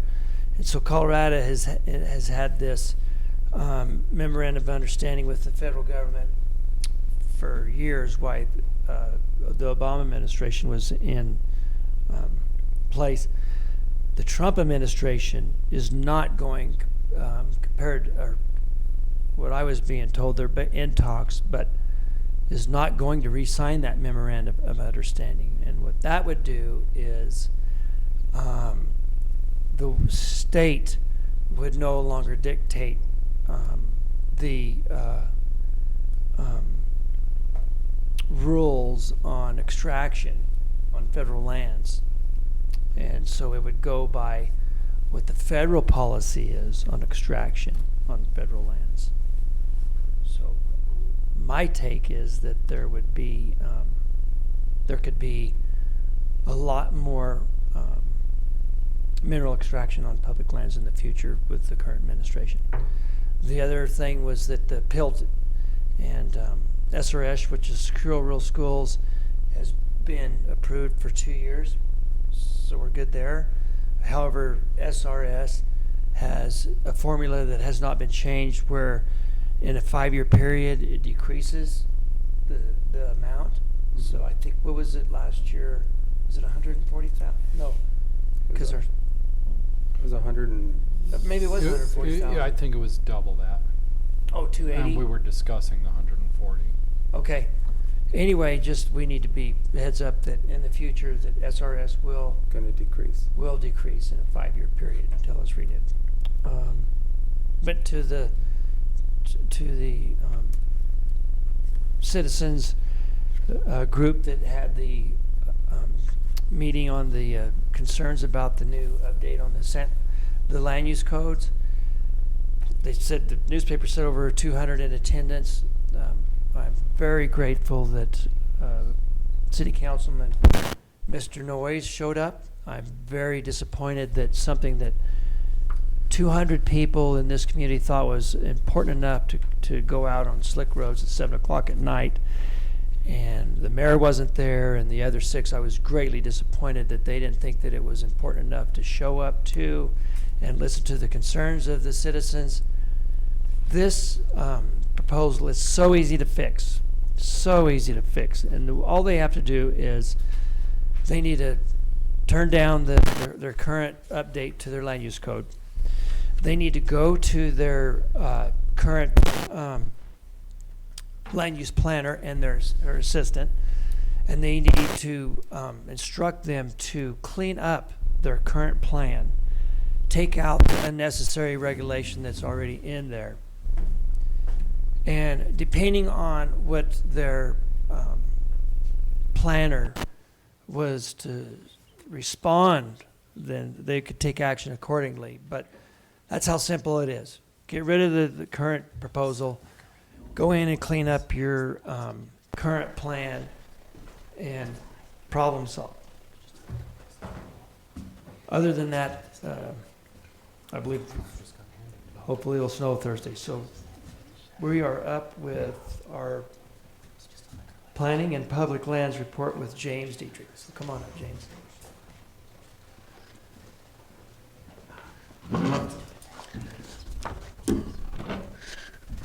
Morning, everyone. Good morning. Morning. Okay, I'll start with a little bit of an update on Paz de Mesa Verde. So we're still working through some issues over on the Manca side internally through CDOT. They've raised a few issues that I think are resolvable. I think they're having a hard time getting their own heads around how they're going to approach some of this. One of the issues is the future possibility of widening 160 and what effect would that have upon a trail we have in place. And so while it's probably a pretty unlikely event in the near future, it's certainly a possibility. So I think the resolution on that is that that CDOT is saying that we ought to probably try to write something into the IGA on that calls for a preservation of that transportation link. The way we see it, and I think that the people I'm talking to in CDOT see it this way also, is that will become a part of the CDOT Highway 160 transportation corridor, and therefore it would simply be absorbed into any expansion. They may have to realign it or something of that nature, but it would become a permanent feature of that highway corridor. So I think we've got some resolution on that, and they're working it through their channels to make sure we get it written into the IGA and have that all formalized. One of them that's a little more dicey, and I think again we got a path forward on this, but we're trying to work through their engineers, get everybody on board with it, is the issue of clear zones. They're asking for a 32-foot clear zone from the white line to the trail, and in the event that you can't get that into place, they want some type of a barrier, physical barrier put in place. So now the people that I'm working with are on our side on this, and they think this is ridiculous because right now CDOT is perfectly comfortable with anybody riding their bike in the emergency lane. You can take the baby carriage down the emergency lane. Or walk down it or whatever, and people stagger down it. We've seen that happen quite a few times. So our difficulty is why, if we're going to move that trail outside of that white line, does a physical barrier become important? And we don't think that's the case, and it's certainly not the case over the entire length of that trail. If we can identify some particular area that we have a real concern about, I think we could address that, but that is not apparent to us. So I think we've got some good people in CDOT fighting hard on this, and I think that we will find some resolution. One of the solutions was a curb, and that again our allies within CDOT are basically saying, well, what difference is a curb going to make? Aren't you getting absolutely? Aren't you better off just moving it as far away as you possibly can? I think we're gaining ground by doing that. So it's taken a little while to work this through the system and get approval from all the engineers, but I think we're on the right track. And again, I can't say enough good things about the allies that we do have within CDOT. We got some people that really do have a reasonable viewpoint within that agency. So we'll continue to count on those guys and try to help support them to push this on through. So we're not going to lose this $4.5 million. No, I don't think there's a chance of that. I think the issue is that it drives the cost up. For example, guardrail is pretty expensive, more expensive than anybody would believe. So we're trying to keep our costs down on this and make sure everything is reasonable. And again, I think the most reasonable thing, and the CDOT people I talk to believe too, that just moving pedestrians off of the highway outside of that white line is probably one of the best things that we can do. So we'll continue to work through them on that. It makes me a little nervous, but again, I think that there is a path forward on this, and I believe that our allies in CDOT are going to prevail on this. So really happy about that. Now, I've also got a resolution that I've just prepared this morning, and I'll bring you a copy of that up. This will be a clean copy that you can look at. This is a stable copy. John, do you need a copy? Yeah. Thanks.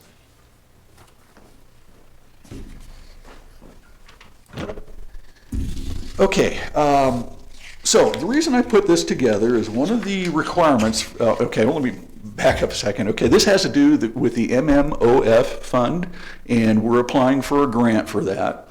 The total grant figure on that would be $510,300. This particular fund has a caveat to it that says that basically we can ask to have all of our match alleviated.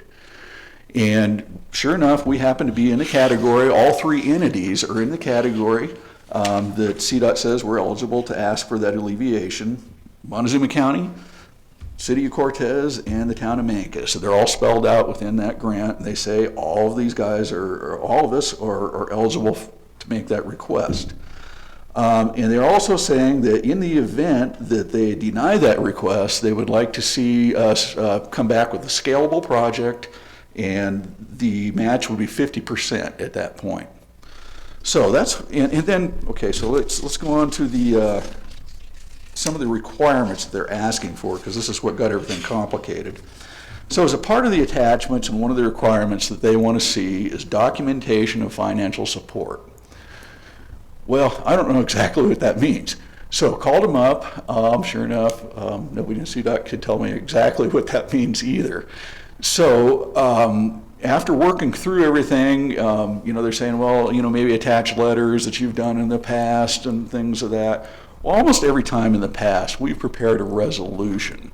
And that was one of the ways that we've documented our financial commitment to this project. So that's what I've done, is I've written up a resolution. We've talked about the financial commitments that we've already made.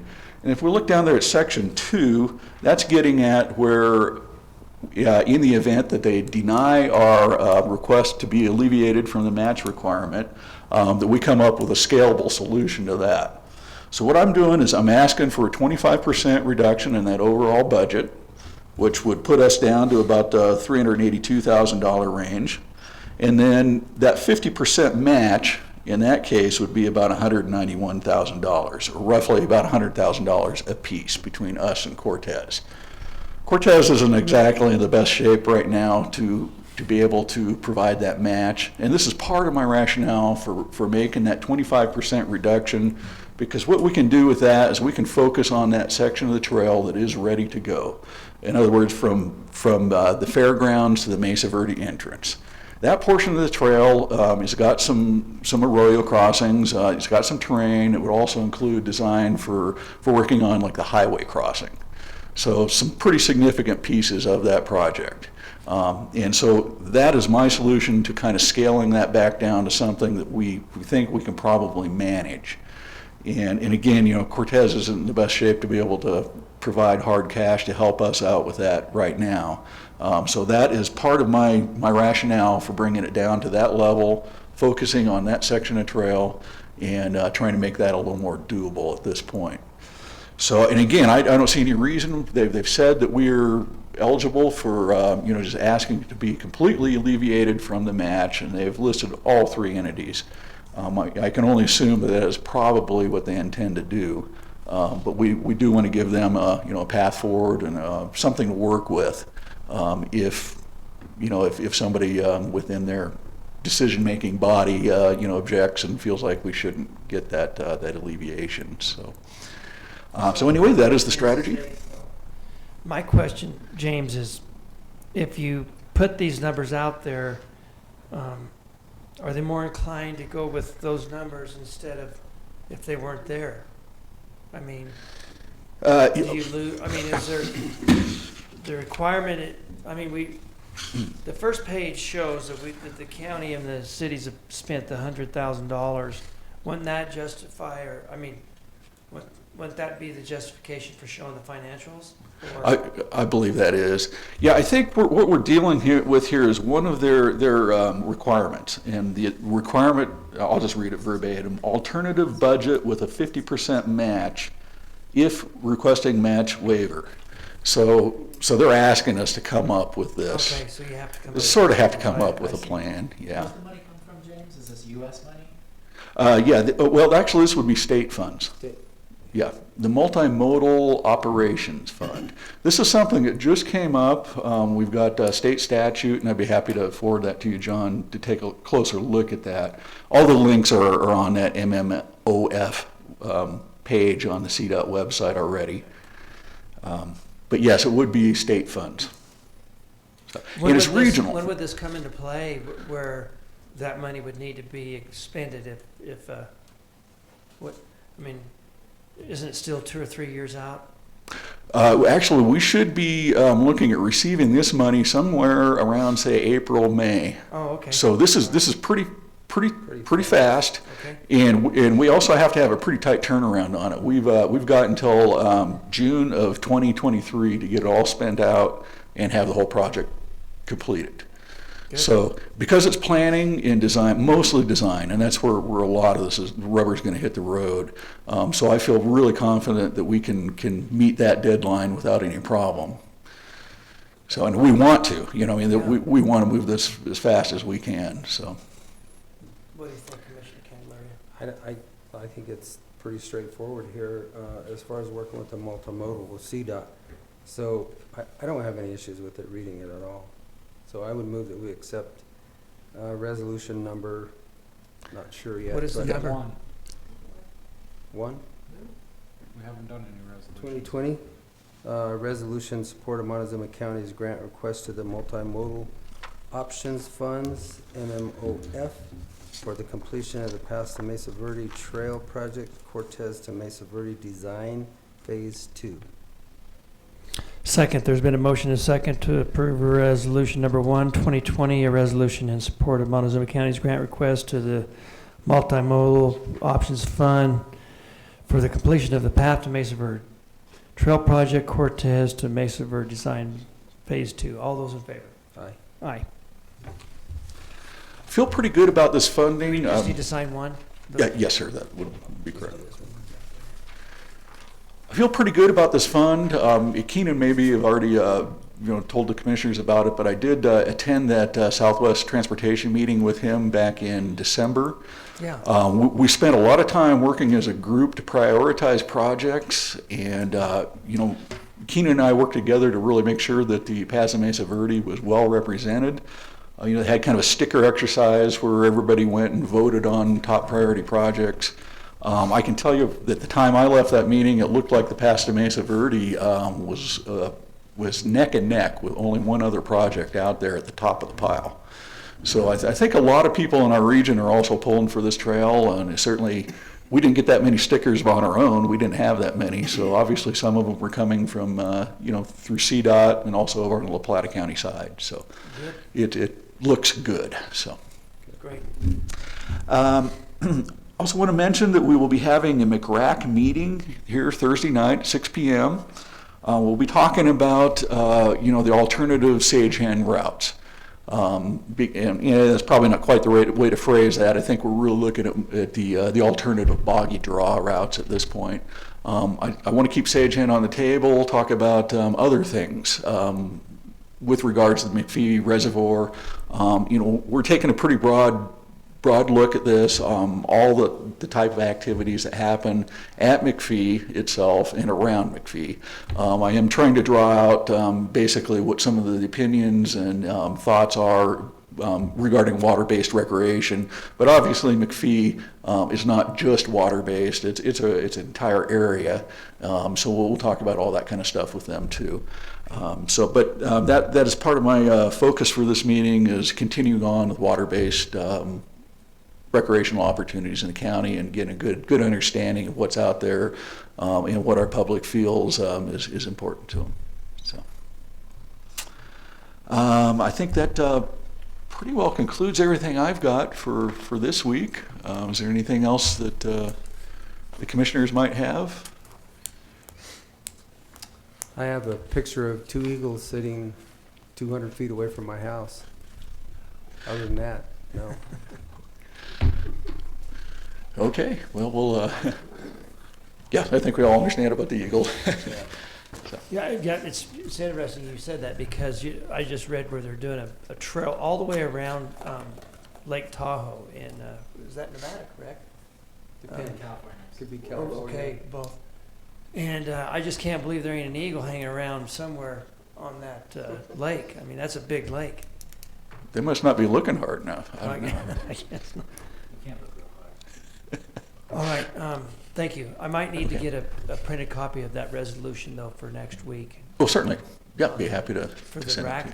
Oh, certainly, yes. Yeah, or, well, I guess the way that that's set up, I could do it myself, correct? With You certainly could, Okay, yes. Yeah. all right, we're good. Yeah, so let me know if we need to do any more, fine tuning on that resolution. I sent it to Alamosa County, and they're gonna look at it over there, and then he was gonna respond back to me this week. Okay. So I'll let you know. Sounds good. All right, Thank- ready to thank go you, for James, it. So, very much. right. Thank you.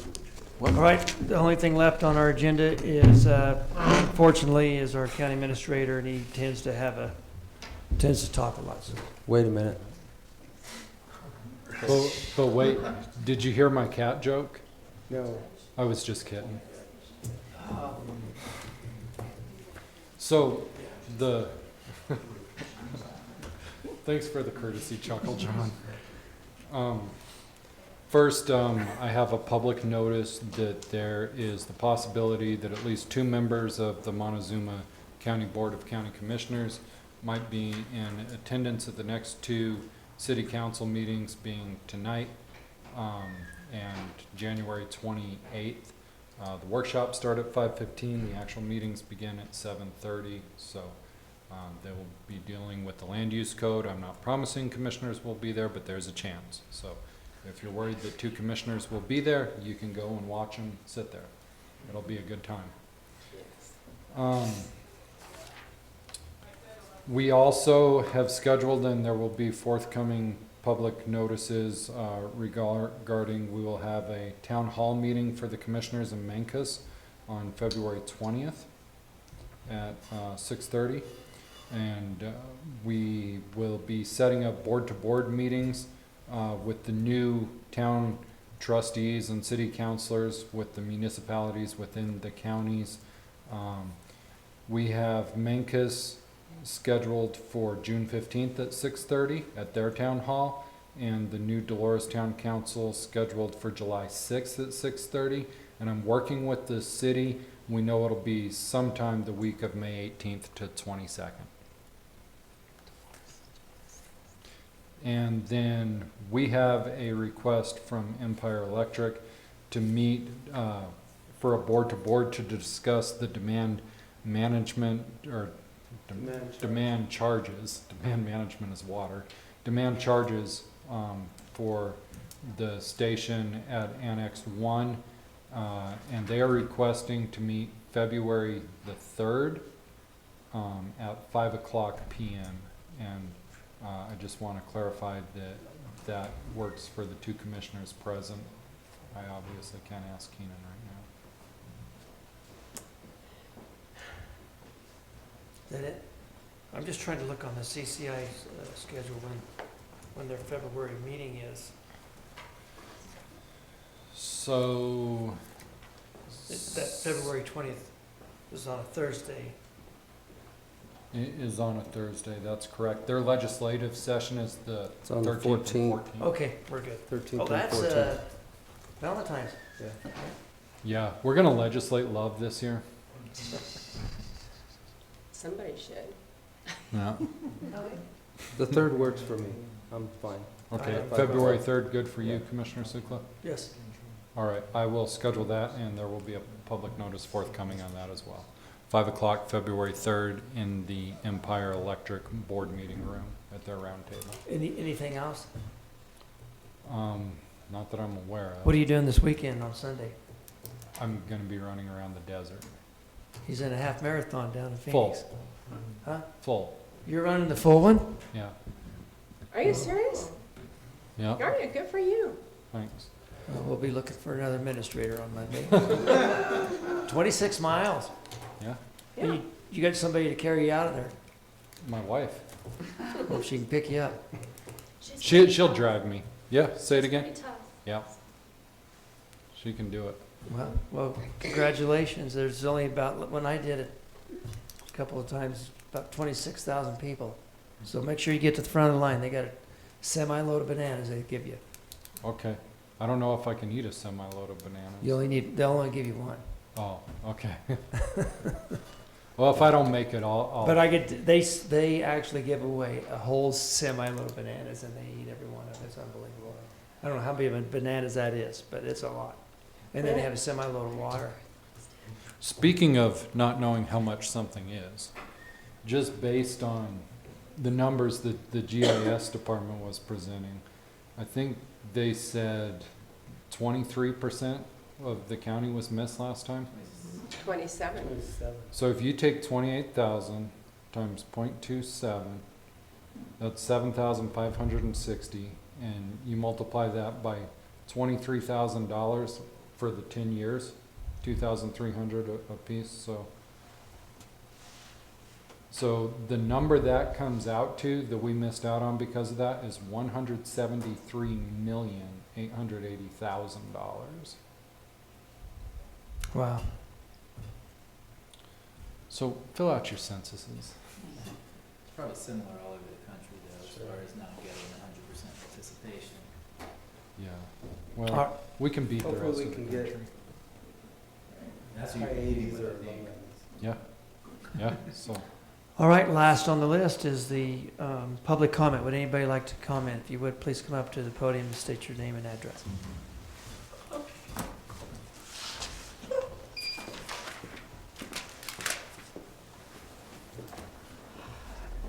Lisa Henry, Dolores, Road 26. I'd like to thank you for your service. A few things I'd like to see you improve on would be the transparency. When one person can come out and suggest that another commissioner is not, being respectful of the conflict of interest, and the other part is, I'd love to see you all apologize for that day. I mean, that was difficult to sit through, and not more than 3 weeks earlier, Keenan had asked a couple of people who had a land dispute, and there were restriction orders against these people. He's asking them to be nice and polite to one another, and if you're not modeling that behavior in our community, you're not going to see it showing up.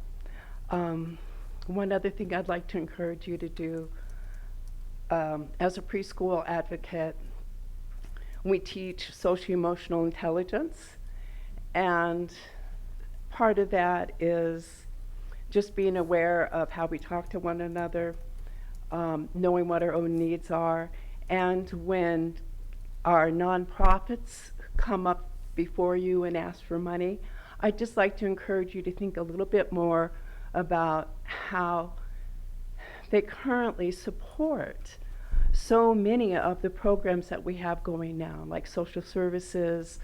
I think of renewing domestic violence.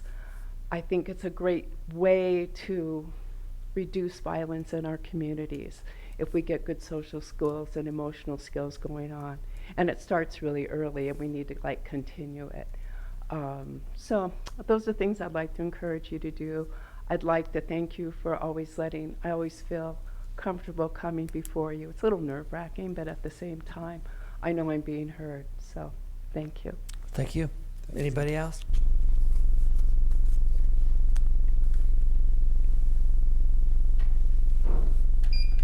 Seeing none, Commissioner? I would move that we adjourn this meeting. Second, there's been a motion and a second to adjourn. All those in favor? Aye. Aye. Oh, the Women's March is Saturday at 10 a.m. Everybody's welcome. There'll be hot drinks too. Jack, when are you doing marathon? Sunday. This coming Sunday? Yes, ma'am. In Phoenix. Yeah. What should we expect next Tuesday? That he cannot slap his leg. That he could not even climb up those two steps. Okay. We want to see the trophy, the blue ribbon. Oh, yeah, right. I just want to see that. They were approved last year. Oh, John, Yes. so these were approved last year when Keenan was there. Hey, Danny. Should we Good just for wait nothing. and How are have you? him sign it? I don't. Good. Yeah. February, no, they're I haven't seen it. actually, 2019. I have not seen it. I think I went through the mail pile and did not find it. Just sign them. They're not dated today. Yeah. You sign there, Don. because I know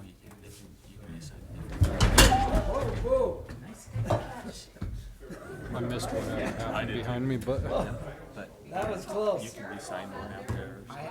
okay. Okay. Wow. I'll contact. That's the first time that's ever happened. Water, well, I Okay. did have water. All right. unfortunately, I Yeah, just I'll look into it. Thanks. got a lot of it. Yep.